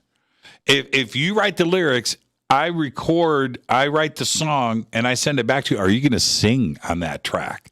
That's what I want to know. Who's the singer? And even more so, you go and Katya Ferris just said no bourbon. Katya, you drank with me. You know I'm not a bourbon guy. I wouldn't know good bourbon from bad bourbon. I'm going to have to take your word on that. And I don't think I would drink it. No, Katya, you drank with me. Don't. She's just trying to cause trouble. Right there, Patron Silver. Okay, back to so who do you envision singing the song? If it's not you, who is it? Is it Karen Carpenter? Is it Ronnie James Dio? Is it Jeff Tate? Is it Rob Halford? Who do you, Tony De La Roca? Who do you envision singing the song? And then, that kind of points you in the direction on how you would think the music should be written. So just, write the lyrics. Send them to me, Kim. Now you got curiosity killed the cat right there. I'm going to drop dead. I'm very curious. Next question, CJ Godfrey. Any plans on trying to land a radio station in upstate South Carolina? I think that's SC, South Carolina area. I'm not interested, CJ, in being on any radio station. I get offers all the time. I'm just not interested. Radio is not the future. It's not. Who's even got a radio these days? You can't even get a radio in your car. And I have no idea in the next couple of years how difficult it's going to be. You can't. That times are changing. It's all about the internet, and that is the future, and that's it. Plus, I'm too old. I'm not going to go and pursue it. Nah, I'm just not interested. Did it. I'm done. I'm over it, and I'm not interested in terrestrial radio at all. There's no future in it. Go to. Would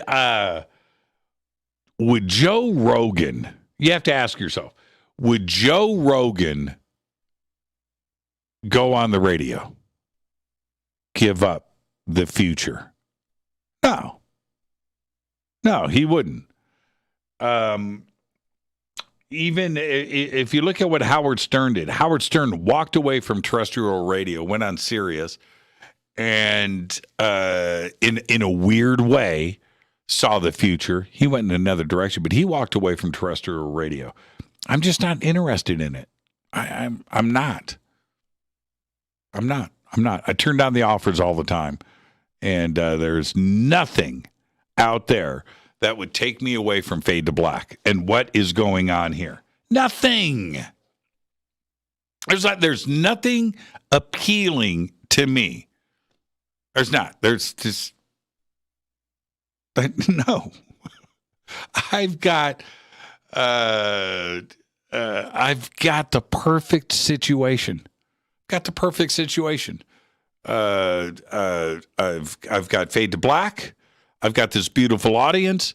I've got the right situation, and that I'm in control of. And why would I give up any of this to anybody? And not even, like Spotify. Would I? Probably not. I don't really care. But a terrestrial network or terrestrial radio, no, absolutely not. There's no future in it. There's no future. It's closing down right now, as we speak. Why do you think iHeartRadio is so focused on Premier Networks, the iHeartRadio app, the internet? That's where it's at, man. That's where it's at. All right. So there you go. Let's see, next question. Nelson, when you get to Egypt, where are you going first and why? Well, I mean, that's an easy question to answer, Nelson. It would be, where would I go next after the first? First thing, man, Great Pyramid, Giza Plateau, the Sphinx. Let's get that out of the way. All right, that's where you go first. Now, where do I go second? Well, Saqqara, right, which is right next door, and do all of that. But the trip, I mean, where do Edfu? Edfu is where I go. I go to Edfu. And the dynastic history and the rest of Egypt story that is there in Edfu. I want to go see that firsthand. So that would be the first place that I would go. That would be off the beaten path. But the Serapeum, of course, up there, all of the great temples. Everybody's got to go to Luxor, right? You got to do a few of these things. But Dendera, Valley of the Kings, But as far as where I would want to go, like, okay, when are we getting to Edfu? Right? Edfu is where I'd want to go. All right. And so many reasons, but man, Edfu, that's where it's at. All right. Sean from NorCal says, Jimmy, why don't you like AC/DC? I love AC/DC. Is it because they're from Australia? AC/DC, any album is great beyond measure, number one. I mean, beyond measure. What AC/DC, way before Black and Black came out, which was a game changer, by the way. But prior to Black and Black, AC/DC messed with my head. And I just couldn't believe Whole Lotta Rosie, man, and TNT and High Voltage and amazing, great records. Fun to play, fun to listen to. Bon Scott, the rest of the band, just great. So, no, I love AC/DC. Love AC/DC. That live version of Whole Lotta Rosie, still to this day, one of the great tracks of all time. And, man, Australia has just created some of the great bands. And if you just go down the list, and you look at, like, the Bee Gees, Olivia Newton-John, INXS, Men at Work, on and on. Australia has cranked out the great music. There's just no question about it. All right. I love AC/DC. Hey, Church. This is from Triscale. Hey, Church. Has anyone ever stolen a guitar from you? If so, did you get it back? Yes. A couple of times. I can't get into the specifics because they may be listening to this show.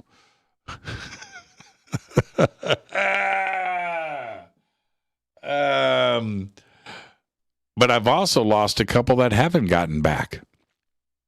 And that's sad. That's sad. But yeah, I've had guitars stolen.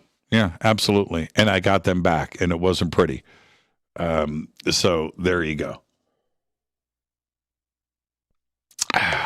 Alex says, your show is awesome.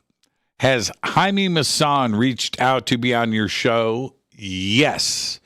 Jaime and I talked last year about coming on the show and took some great pictures. I haven't posted those, I don't think. But yeah, I would like to get Jaime on the show. Some of his evidence, I don't know where he gets it. Well, yeah, he's just well connected and people reach out to him. But he has presented some stuff, especially lately. I've seen some incredible video coming out of Jaime. checkered past. We all know this. He's very aware of that. And I was so afraid of having Jaime on the show because it seems like every time that I've wanted Jaime on, something happens, man. And it's like, man, Jaime, why do you do this to yourself, man? And he's aware of it. I think he takes chances and he rolls the dice. And then sometimes it just ends up bad. And so every time that I was about to, have Jaime on the show, something happened. But he's had a pretty good run the last couple of years. He's been running pretty clean. So I would like to have Jaime on the show. You guys deserve it. He deserves it. It would be a great interview. He has been at this for a long time, and he knows a lot. So it's rolling the dice, man. It's rolling the dice, and I get that. But I don't think that there is a way that Fade to Black can go through, 10 or 15 years of programming, 2,000 or 3,000 shows, and not have Jaime on at least once. And it just has to happen, just for the legacy of this show, to get it and get the historical document saved, and have it out there for the future. So Ken Priest said his presentation at the conference was the best. I know. That was a great presentation. I think, Ken, did I introduce Jaime? I did, didn't I? I feel like I did. Or am I imagining it? Ken, did I introduce Jaime Maussan? I kind of remember it. Or am I dreaming that? Ken, post that up there. Just let me know that I did actually introduce Jaime, or maybe that I didn't. I can't remember. Let's take our break right here. This is Fade to Black. I'm your host, Jimmy Church. Tonight, our Fade to Black AMA. All of your questions, all of them answered. This is Fade to Black. I'm your host, Jimmy Church. I'll be right back. Stay with us.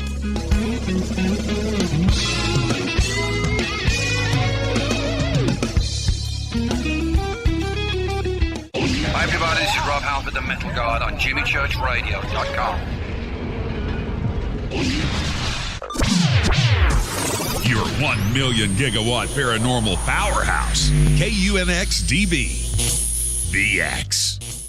Are you ready to read about true paranormal events? UNX Media publishes nonfiction books about UFOs, ghosts and haunted places, time anomalies, cryptid creatures, and more. Just like KUNX-DB Radio, it's all about unexplained phenomena. Visit www.unxmedia.com to see our list of great book titles by Debbie Ziegelmeyer, Gene Walker, Devin Listrom, Wayne Lawrence, Bill Spicer, and yours truly, Margie Kay. That's unxmedia.com.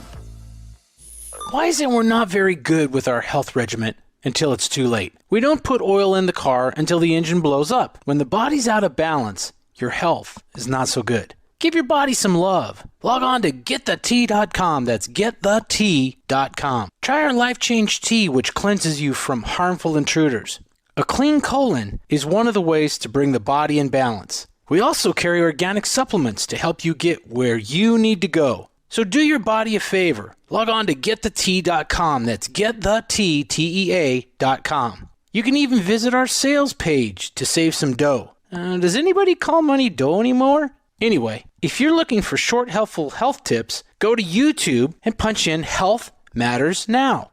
That's Health Matters Now. So, log on to GetTheT.com, shop, get balanced, then learn some cool tips at Health Matters Now. You'll be glad you did. That's GetTheT.com. This is Jimmy Church of Fade to Black, and I only drink Fade to Black blend coffee from River Moon. Just click on the River Moon Coffee banner at jimmychurchradio.com. Promo code F2B Blend. This is the only way forward. This is Fade to Black. Make contact. When you're in the house for longer periods of time, you can see them flying or running across the floor. Ooh, yuck. They're unhealthy, gross, and disgusting. Bugs. I loathe bugs. We keep a clean home, but occasionally bugs show up. Well, I found something that is tougher than bugs. Orange Guard. On contact, it kills hidden bugs, including ants, roaches, and fleas. Plus, Orange Guard is a residual repellent. All of the ingredients of Orange Guard are on the FDA generally recognized as safe list. Orange Guard may be used around food, humans, and pets. It comes with a 30-day money-back guarantee. Orange Guard, available at orangeguard.com, Whole Foods, and Ace Hardware. Gold loves chaos, uncertainty, and disarray. History shows us what gold does when people aren't sure about the government, the stock market, their jobs, or their retirement savings. Our national debt is skyrocketing. Gold and other precious metals are a defense measure against inflation and a stock market that might take years to recover. So what can you do right now to protect yourself? Call United Gold Group. We offer gold and other precious metals delivered securely within 72 hours. Are you worried about the stock market? We can also help you set up a real gold or silver IRA or a 401k. Safe and secure. United Gold Group makes gold ownership affordable. Call now and get up to $2,500 in free gold or silver with a qualified IRA. Call 800-753-8534. That's 800-753-8534 or visit UnitedGoldGroup.com.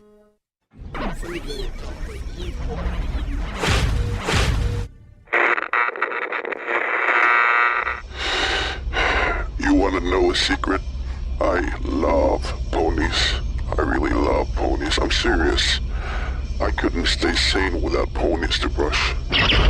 Why fade to black? Because you never got that pony, damn it.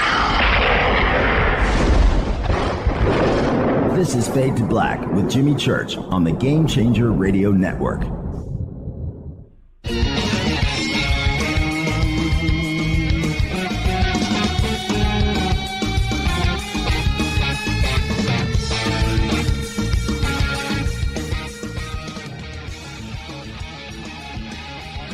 Welcome back, Fade to Black. I'm your host, Jimmy Church. Tonight,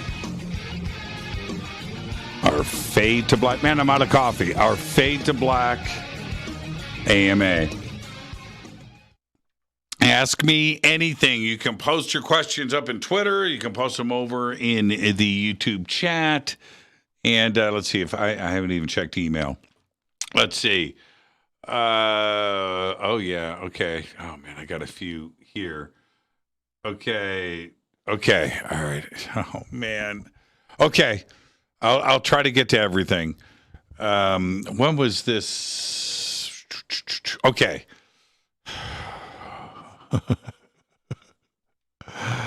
Let's see. Okay. This came in via email from Noel. Is it Noel or Noel? It's got to be Noel, right? That's the way to say it.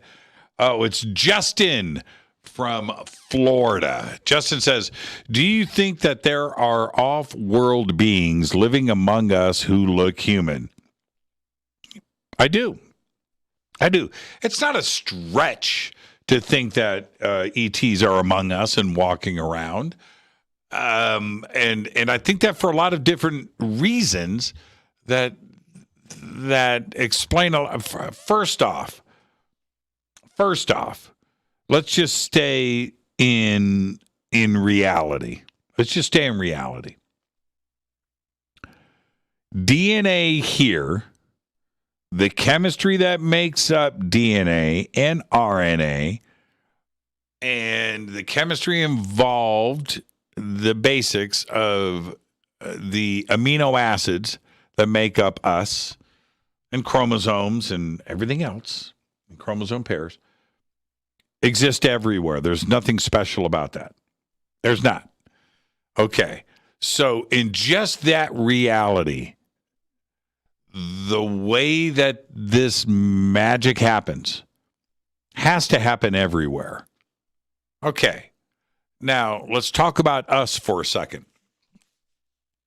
And that goes with just about everything on this planet. And not quite everything, but just about everything. And I'm referring to this. Basically speaking, whether you've got a stereo pair of eyes. I know spiders have more. There's this, there's that. Okay, I get that. Okay, but basically speaking, stereo eyes, stereo ears, 2 arms, 2 legs, 4 legs, but 2 and 2. Fingers, and things that just make up this basic construction. There's not much of a difference because we can crawl around on our hands and feet, right? Okay, so at some point we went upright, but there's not much of a difference between a horse and a lion. Right? A dog and a cat, or a cow, or a goat, or anything else. Fish. Right? 2 eyes, 2 ears, 2 arms, 2 legs, 4 legs. It's all basically the same thing. Why? It's perfect. It's the way that it works. Okay, so now why are we the height that we are? Why are animals the size that they are? So that's gravity. That's planet Earth. There's a reason why we're not 25 feet tall. There's a reason why we're not a foot tall, humans. Gravity. So if we go off of this planet and we go somewhere else, why would we expect something radically different? Why would we expect that? Now, I've seen all of the alien documentaries about different planets and how, gravity. Why wouldn't there be animals, species on a planet that never even see the ground? Right? Maybe they just float. Gravity. Right? Okay, there's reasons for that.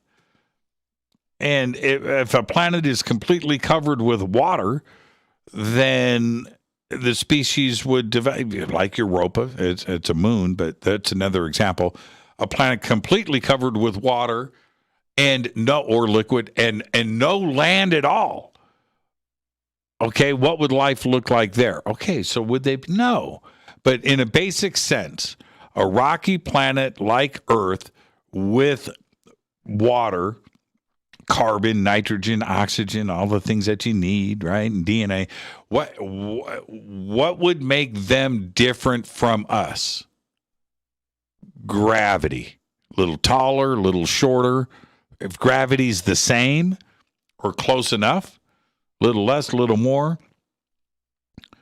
why wouldn't ET look pretty much just like us? A lot of ET on a lot of planets. And if they got here, could they walk among us? Yeah, there's a chance that they could.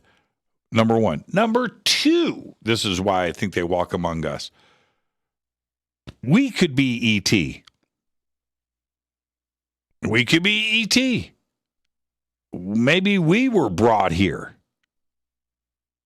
Number three, whoever brought us here may come back to visit and walk among us. Why is that a crazy thought? It's not. It's not a crazy thought at all.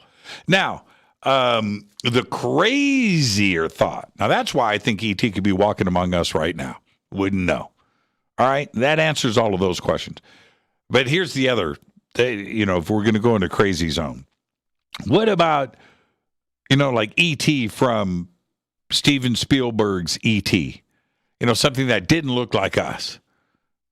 Short alien gray. Could they? Well, that would be a little bit more difficult. But could they make themselves look like us? Uh-huh. Okay, but that's crazier. Anything is possible. And that is entirely possible. Could they shapeshift?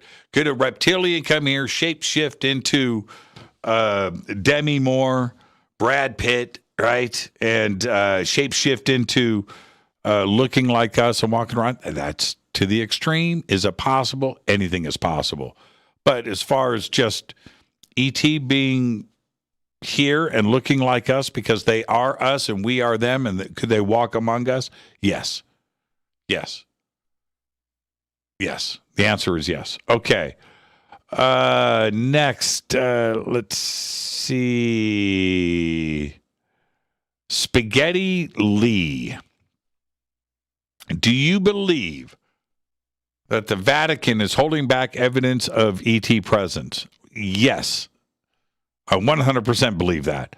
Out of everything on this planet that is a collection of knowledge, the Vatican has it. More so than any other country. The collection of evidence in the United Kingdom has been broken. Went through the Dark Ages. Is there a central depository? No. That goes back. No. Doesn't exist. Russia. China goes back a good chunk of time. Is there a central depository of knowledge? Possibly. Egypt, the libraries of Alexandria, obviously burnt in earthquakes, don't exist as a collection today. But the one source that we have that is unbroken, and because of the scholars and educated people inside of that religious organization that knew how to read and write and collect and record history, it's the Vatican and it's the church. And they have vaults, secret vaults, and they're their own country. They can do with it as they will. And unless you want to get in, unless they want to let you in, you're never going to find out. So in that, does the Vatican possess? They absolutely 100% have knowledge of an ET present here on planet Earth. 100%. There's no reason to question that. All right? The control of the Catholic Church and the ability to keep their religious order on message, they have controlled that knowledge. And when Copernicus and Galileo and others tried to speak about anything that went against their message, look what happened. Okay, so there's that part. And then we have a more modern context. Now the Vatican has their own observatories, and with some pretty crazy names on those observatories. And their conversation about life in the universe and their search for this, why are they doing it? That's because they know. They know. 100% the Vatican knows what's up.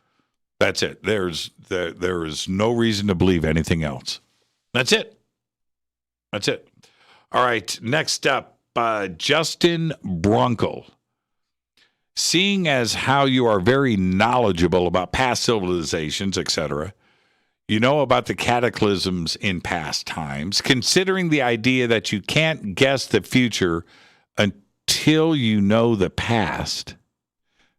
Okay, let me read that again. Considering the idea that you can't guess the future until you know the past, do you have any information or sources of any kind that possibly may predict one soon? Huh. That's a great question, Justin. I will. Okay. I'm going to go here. We have a few different examples that are in the historical record that would suggest exactly what you're talking about here. Now, let's go with the religious context. Let's go with the flood myth, the flood story. Let's go with Noah. Noah was told, you must build an ark. Right? Something bad is coming. Well, there's the future right there being not being predicted, being told. Right there. That's an example of that. That's one.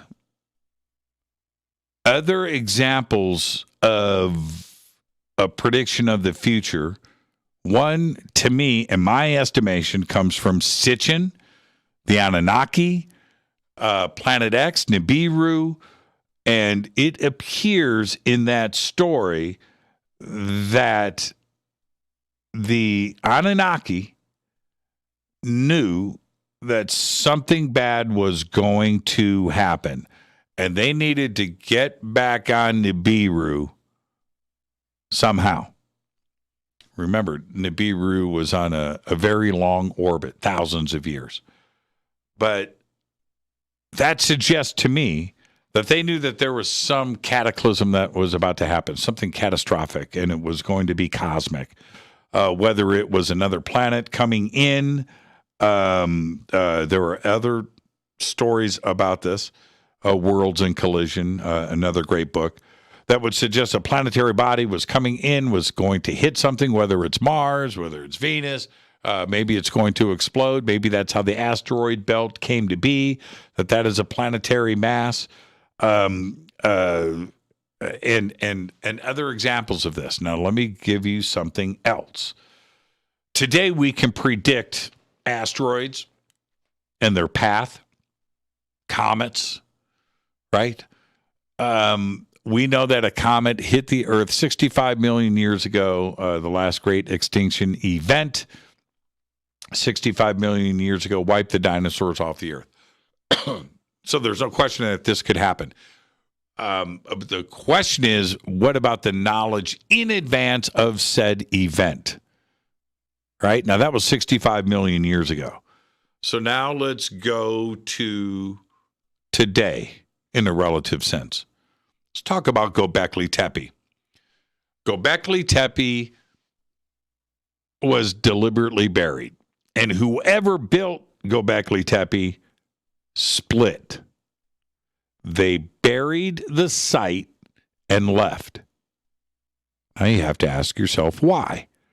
And at that period of time, Younger Dryas, it appears that we had another cosmic event, another cataclysm event that came from the stars, and something happened. Did that tie into the Noah and the other flood myths and stories from around the world? Very strange that all of this is timed at the same period, including Göbekli Tepe. Why would they bury Göbekli Tepe? Did they know that there was a comet that was about to hit the Earth? Was there, and how was that possible 12,000 years ago? It doesn't make, 10,000 BC. How is that possible that this could happen? And it appears to me that that's exactly what happened. They knew that there was a cosmic event that was about to happen. They wanted to bury the site and preserve it, and they did for the future.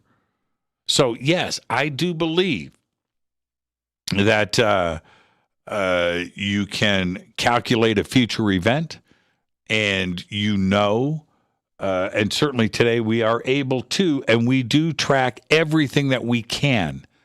We would like to know, right? And in some cases, these asteroids and comets just appear out of nowhere.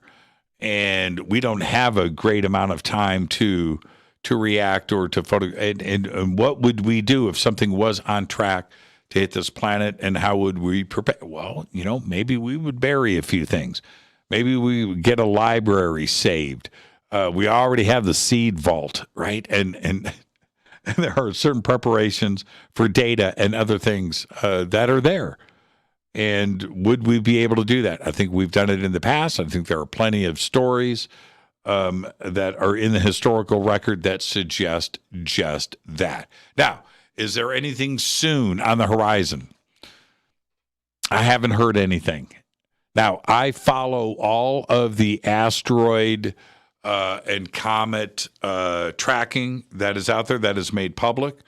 And we've had a few pretty close flybys, but I haven't heard about anything happening soon. And the other part is what about a coronal mass ejection, a CME, coming out of the sun? Are we in a hot period? Are we in an active period? Will it slow back down again? We see the cycles. That is something that you can't predict, and it's just minutes before it would arrive here on Earth. So that's a more difficult thing to predict. So there you go. All right, next. The Mediterranean chicken wants to know, ever do a deep dive into traditional cryptids like dragons, unicorns, goblins, fairies, mermaids, etc.? I have. You know what? I think that they're all kind of connected. I do. Now, unicorns a little bit different. Goblins, not so much. Fairies, mermaids. There's something strange to me that connects all of these, except for unicorns. Unicorns are like their own separate thing. But goblins, fairies, leprechauns, right? I think they're connected. Mermaids, let's take that one off of the list. But to dragons, and I think that the coincidence of dragons being depicted for thousands of years, carvings, paintings, temples, it doesn't matter if it's Central and South America, or if it's Egypt, or if it's Europe, or Asia, Japan, China. Dragons are everywhere. Now, dinosaurs themselves didn't become a part of history until the 1850s. Montana, right? Think about that for a second. So the idea of a Tyrannosaurus Rex or a flying reptile, flying dinosaur, and if you think about this, that idea didn't happen until recently. So how could dragons be a part of history in every culture on this planet for thousands of years, unless they saw something? Yep. Yeah. So are dragons? I do believe so. I don't care what anybody's. I don't know where they've gone. I don't know if they're here today, but apparently they were around for thousands of years, forever, and were seen by cultures. And I truly believe that. Now let's go to leprechauns and goblins and fairies. Is all of this something that it's just connected, that it's part of, whether it's interdimensional or it's a real thing, it's a physical thing? Are the ETs? Is this alien contact that has been happening for thousands of years and has been just part of our culture and folklore and mythology? I believe that is the case. You know, when you think about a goblin or a leprechaun and fairies and things that, and you think about the stories that are around that, why couldn't this just be based in reality? Does it have to be, something that is just made up in the imagination and a reason not to go in the woods when you're a kid and just part of? I don't think so. I think fairies are real. I think goblins are real. I do. Now, what is that reality? And is it a part of not only physics and another dimension, a parallel world, something that is crossed once in a while? You can throw Bigfoot right into there and some of these other creatures that cryptids that quite possibly that it's just reality. It's just crossing into our dimension once in a while, and we get a glimpse. Yeah, I'm okay with that. And could it be E.T.? So I've done the deep dive. I've thought about this so much, and more so than anything else, the consideration of dragons and how this became part of our reality and very firmly seeded into our reality for thousands of years. Every culture on this planet. How is it that you can have dragons, carved into temples in Central and South America at the very same time it's going down in Japan? Right? That's not coincidence. It's not coincidence. What a great, I've got lots more questions. I'm going to get to the rest of them after this break. This is Fade to Black. I'm your host, Jimmy Church. Tonight, our Fade to Black Ask Me Anything.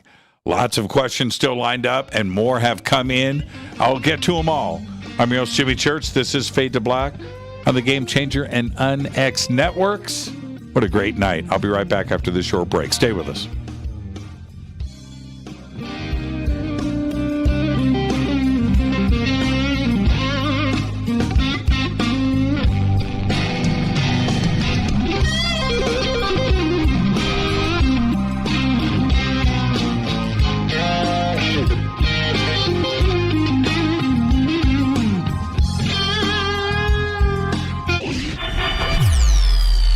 Listening to Jimmy Church and Fade to Black on the X. Hey, what up, y'all? It's your girl Vivica Fox here, and you are listening to my boy Jimmy Church on jimmychurchradio.com. Despite popular opinion, reading a book will not make you smarter. But listening to Jimmy Church will. This is Jimmy Church, and I personally invite you to the 2022 Conscious Life Expo this February 4th through the 7th, live at the LAX Hilton in Los Angeles, California. This year, we have the most exciting speakers, including Linda Moulton Howe, Jacques Vallée, Whitley Strieber, Adam Apollo, Billy Carson, Daryl Anka and Bashar, William Henry, Caroline Corey, Susan Slaughter, Daniel Brinkley, Sarah Breskman-Cosme, George Norrie, Gail Thackeray, and many, many more. I will be hosting all weekend long, including the keynote Ancient Secrets panel on Friday night, 5 vendor and exhibit halls, 3 floors of speakers, panels, and celebration. This is the biggest event of the year, and early bird passes are available now. Just go to ConsciousLifeExpo.com for the schedule, speakers, and information. That's ConsciousLifeExpo.com. This is Jimmy Church of Fade to Black, and I take Life Change Tea supplements every single day. It's what I do. Click on their banner at jimmychurchradio.com.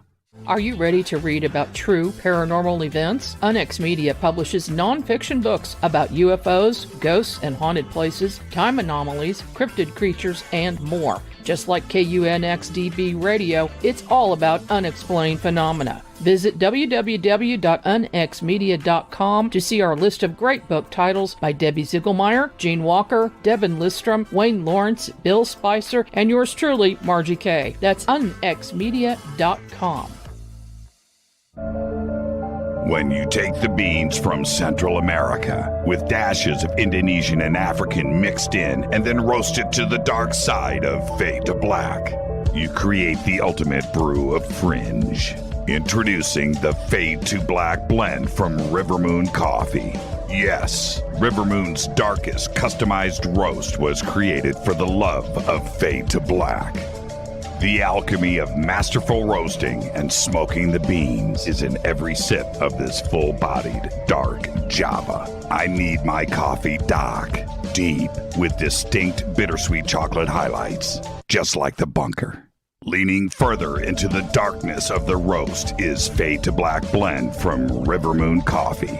Just click on the banner at jimmychurchradio.com and use the promo code F2B Blend for 15% off of your order today.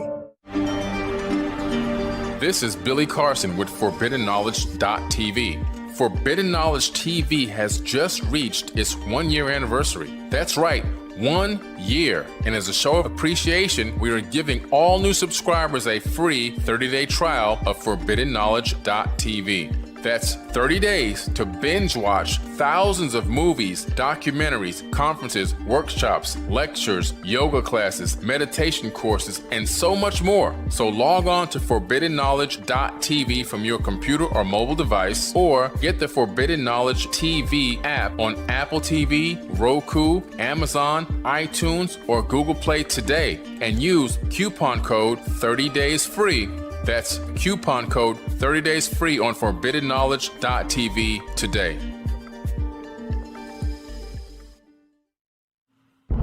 Are you intrigued by Paranormal Talk Radio? You'll love the new Paranormal Radio app from TalkStream Live.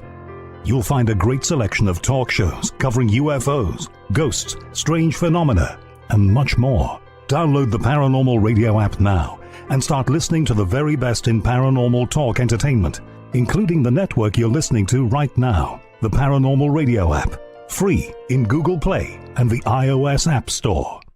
Erica, Brittany, Gabby, and you're listening to JimyChurchRadio.com. It's not a lifestyle we chose. We were born this way. This is KJCR at JimmyChurchRadio.com.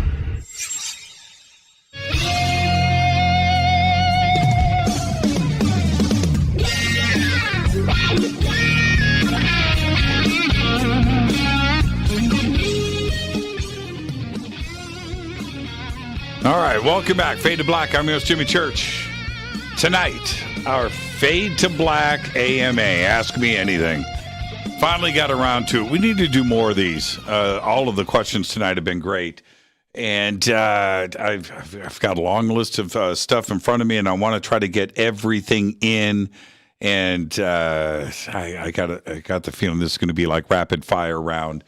But I don't have time for any more questions, so we can just chill out on that, and let's get to the end of the show. What a great night, and thank you, everybody, for participating, and the questions have been great. Okay. Finally got some more coffee. Dan Betts, how long were you able to watch the new Matrix movie? That's a great question. I watched it only once. I enjoyed it. I thought that I was going to go back and watch it a second and third time, and it deserves that, certainly. I watched it. I watched all of it, and I dug it. The thing, and I know I've said this before, now that everybody's seen the movie, I can say a couple of things. There were a couple of strange moments for me, and certainly the first 10 minutes of the movie, I was confused. I didn't like it. I didn't like the approach to it, and the way that it was laid out in the beginning, that Neo is a creator of games, and so video games. He's got a video game called The Matrix. That's The Matrix, the movie. Okay, so the story. I thought, man, that's a bit strange.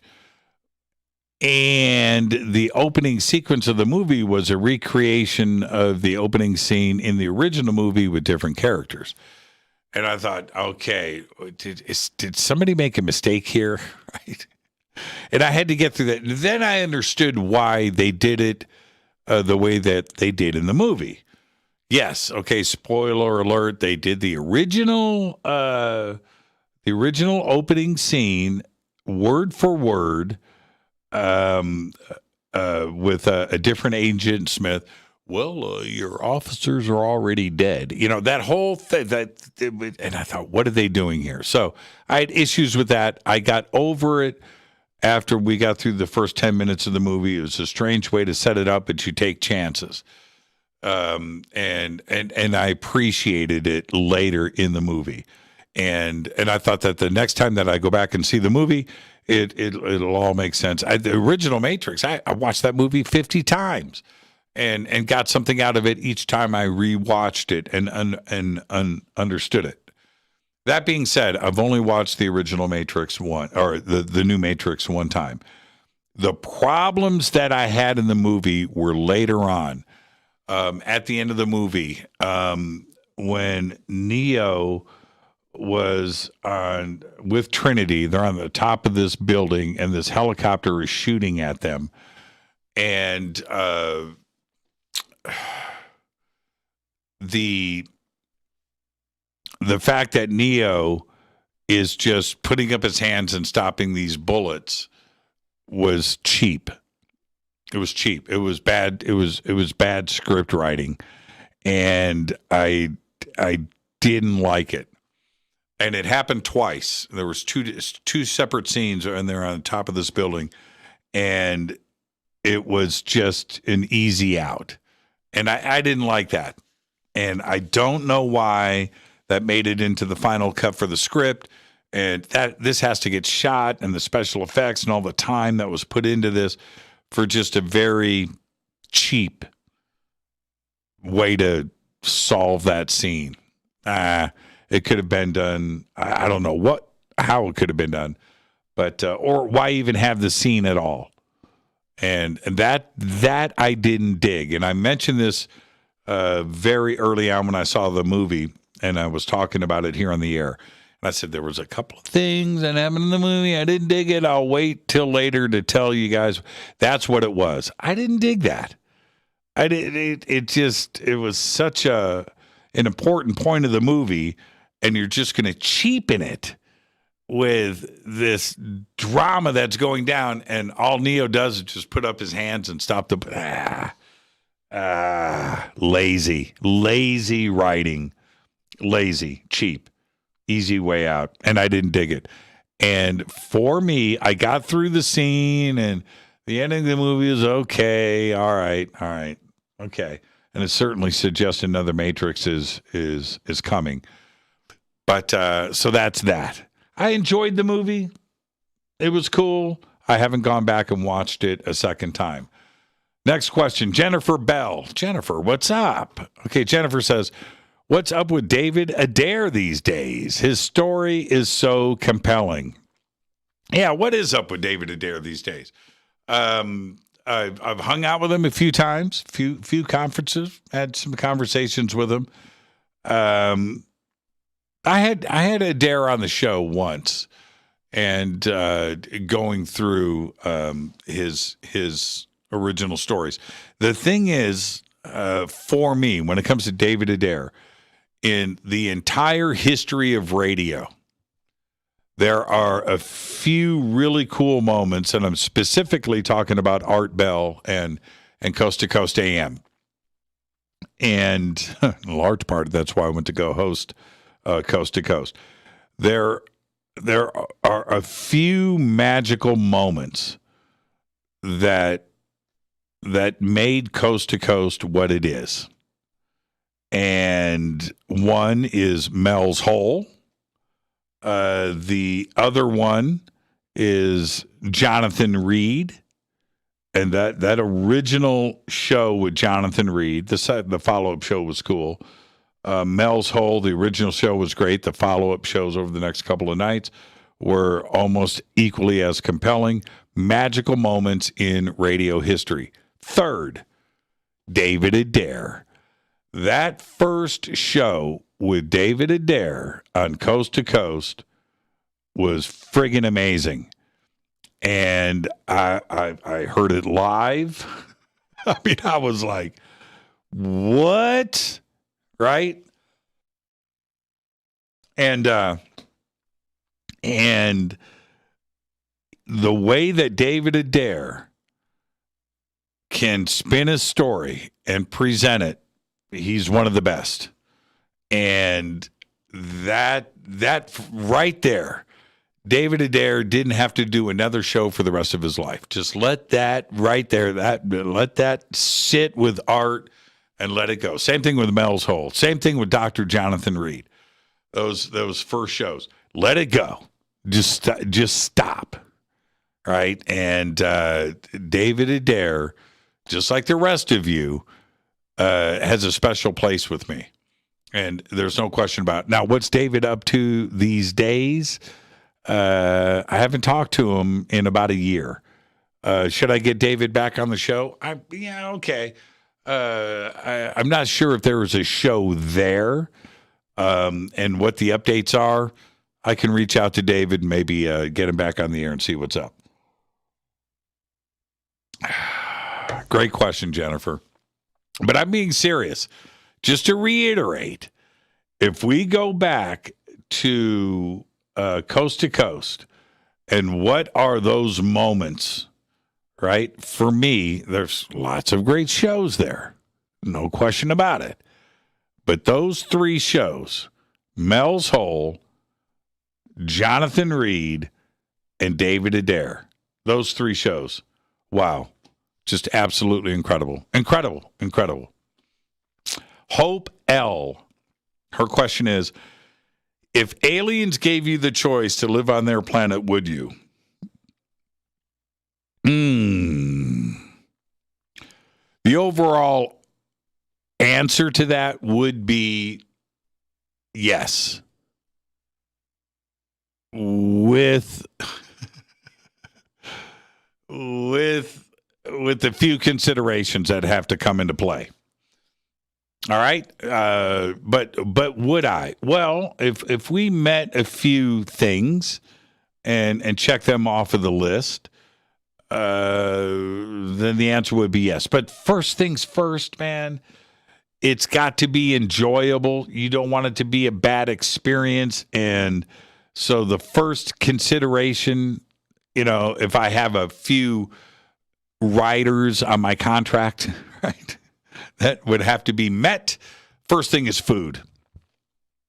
There's got to be food. Great food. You don't want to be stuck on an alien planet eating stuff that would just ruin your day every single day and being forced into it. That's a big part of it. And I'm not being demanding here. There would have to be great food. Not great food, their version. I'm talking about our food, our version. That's got to be there. I don't want to be forced into an alien diet and forced into learning with it. No. So that would have to be the first thing. Second, it would also have to be a fun experience. You don't want to be repressed, tortured, around a very negative environment or anything. You don't want that. It would have to be enlightenment and fun. Now, my third consideration, and I'm being very serious about this. My third consideration would be, is there the arts? The arts, music, painting, culture, theater. Is there that going on this planet? And I would say that any advanced civilization that is advanced in front of us has to go through the same things culturally to advance as a race that we have here. And that includes the arts and music and painting and sculpture and theater and of course comedy and all of that drama. They would have to have gone through that and appreciate the arts, and maybe even moved on past industrialization and money and things that maybe they would, and maybe their culture would be nothing but the arts. That would be really cool. But I would need to have all of those things in place, because if it's something else, No, I wouldn't want to live in a Matrix type world or something that was just based on numbers and computers and nothing that involved emotion. No, I wouldn't want to be a part of that. And if you go and look at, a story like Dune, where you have these different cultures, these different things, or even think about Marvel. or things like that, where you have these different. I wouldn't want to be on some dark planet that is up to no good. That wouldn't be a fun experience. I would want it to be enjoyable, and I would want to learn, and I would like it to be some mind expanding situation that involved good food. So the answer is yes, I would do it.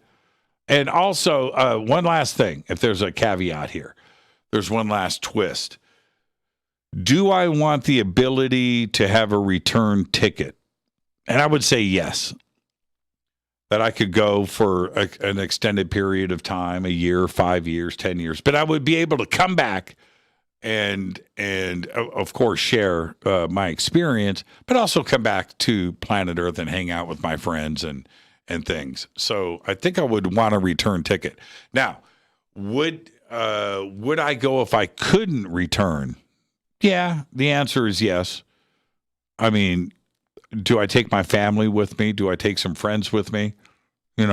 That's something else to consider. But what if there's no return ticket? Would I go to Mars, for instance? Forget about an alien planet and alien culture. Would I go to Mars with no return ticket? That's a tough one. Probably not now. If I was at this age, probably not now. Would I go if I was 20? Yeah, probably. Yeah. If I was 20, 21, 22, would I go to Mars? Yeah, I probably would. There's always somebody that's got to be first.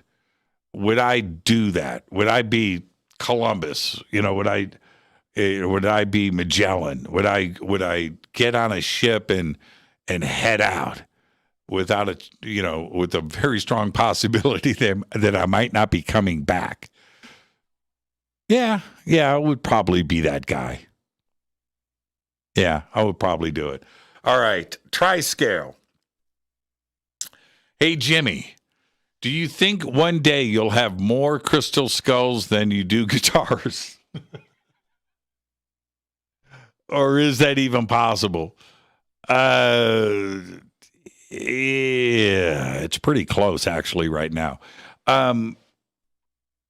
That's a lot of skulls. That's a lot of skulls. No, I don't have as many skulls as I do guitars. That's the way. That's a big number. But I do love my skulls.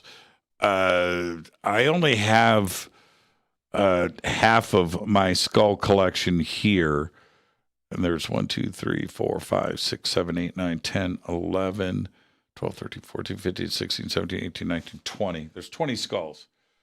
Guitars, like just in the bunker, 1, 2, 3, 4, 5, 6, 7, 8, 9, 10, 11, 12, 13, 14, 15, 16, 17, 18, 19, 20, 21, 22, 23, 24, 25, 26, 27, 28, 30, 31, 32, 33, 34, 35, 36, 37, 38, 39. There's 39 in here in the bunker. So there's your number. There's your number.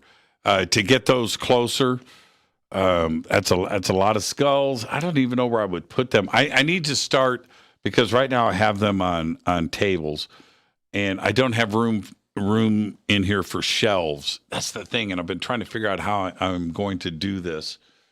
I've been thinking about shelves, and I've got a spot over on that wall, and I've got a spot over here, but I have nothing else. I don't have any space for shelves to put more skulls on. So it's a dilemma. It is a problem. Okay. Thank you for that, Tri-Scale. Tri-Scale sent me, and Third Stone sent me some amazing skulls. You guys are the best. Okay, next. This is from Steve. Jimmy, can you work your magic and get River Moon to make K-Cups so we can bring them to conferences? Okay, we had a K-Cups conversation River Moon and I a few years ago.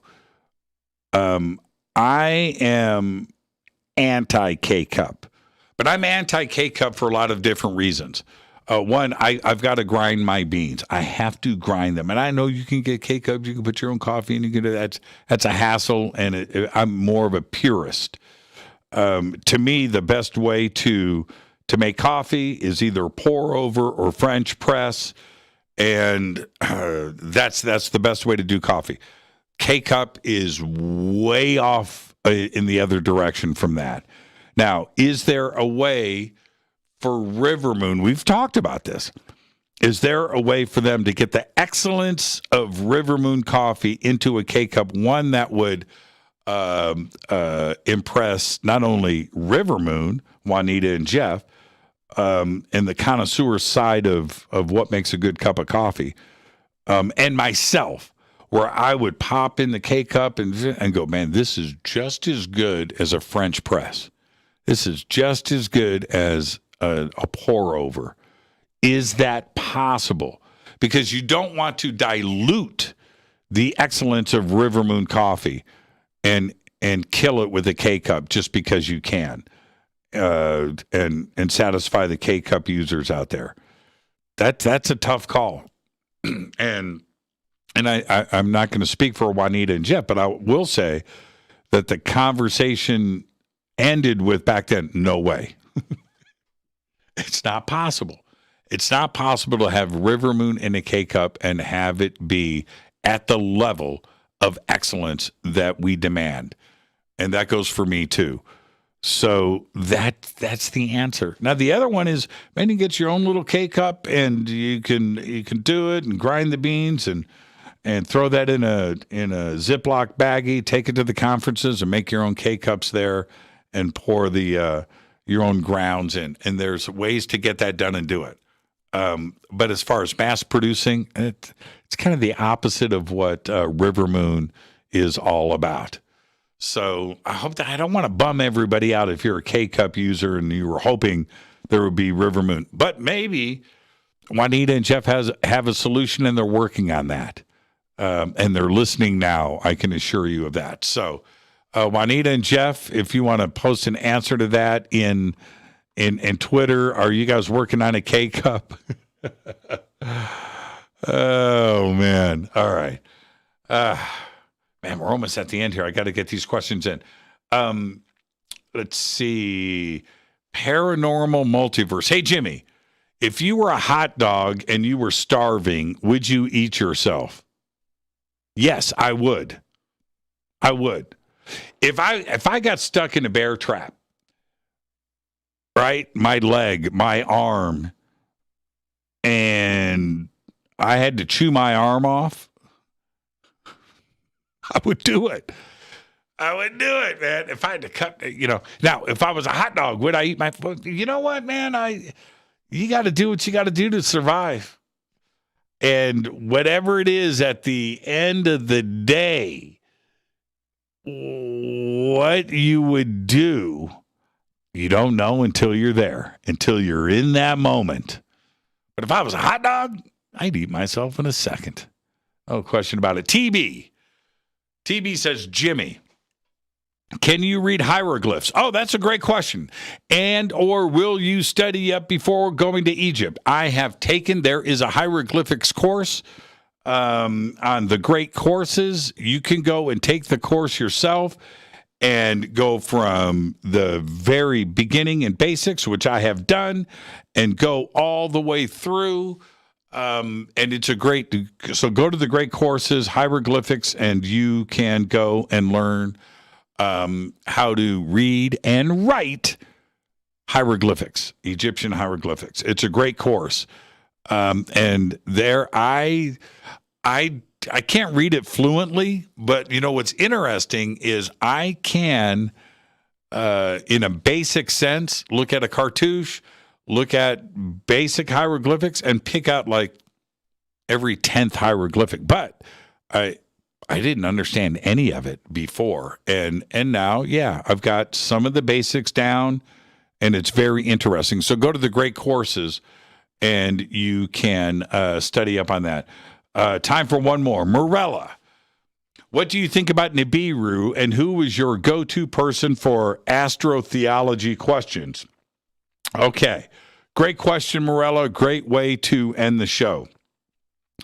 My instant sources, going to, first off, Jason Martell.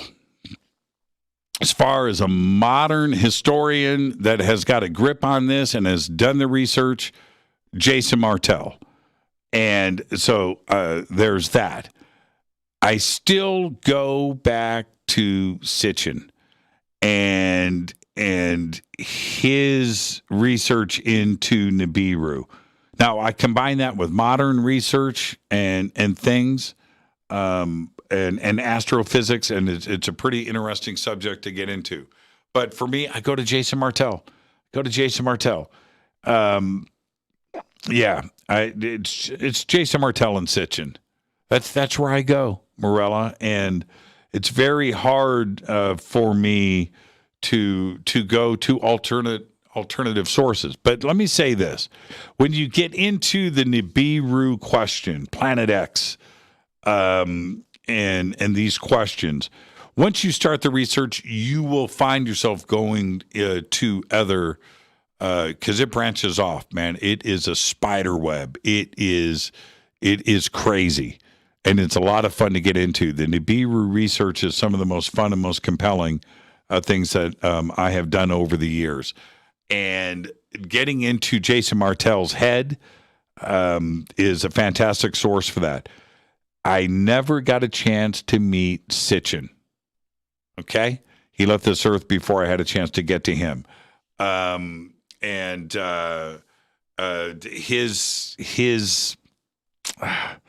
His research is complete.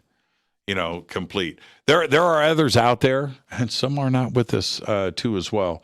But Jason Martell and Sitchin. Those are my two sources. With that, it is time to wrap the show tonight. What a great, fun, amazing time with all of you. We've got to do this more. Maybe we should do this like every quarter, every 3 months. I know that there are some shows out there. Sean Carroll does this every single month. After the show tonight, stick around for UFO Chronicles with Nick Hunter. He will be joined by Tyler from Ontario in Canada, sharing unexplained occurrences with waking dreams, visit from beings, and premonitions, all on the UnX Network. Stay tuned. That's coming up next. Fade to Black is produced by Hilton J. Palm, Renee, Dennis, and Kevin. Announcers are Steve Harder, Gene Vitoa, Mark D. Kovar. Webmaster is Drew the Geek. Music, Doug Aldrich. Intros, Spaceboy, SpaceboyMusic.com. Fade to Black is produced by KJCR for the Game Changer Network. This broadcast owned and copyrighted 2022 by Fade to Black and the Game Changer Network, Inc. It cannot be rebroadcast, downloaded, copied, or used anywhere in the known universe without written permission from Fade to Black of the Game Changer Network. I'm your host, Jimmy Church. Oh, man, what is going on tomorrow night? Rick Levine. Astrology. Tomorrow night, Astrology in 2022. I'll see everybody tomorrow night. Until then, I want you to be safe. It's time to fade to black.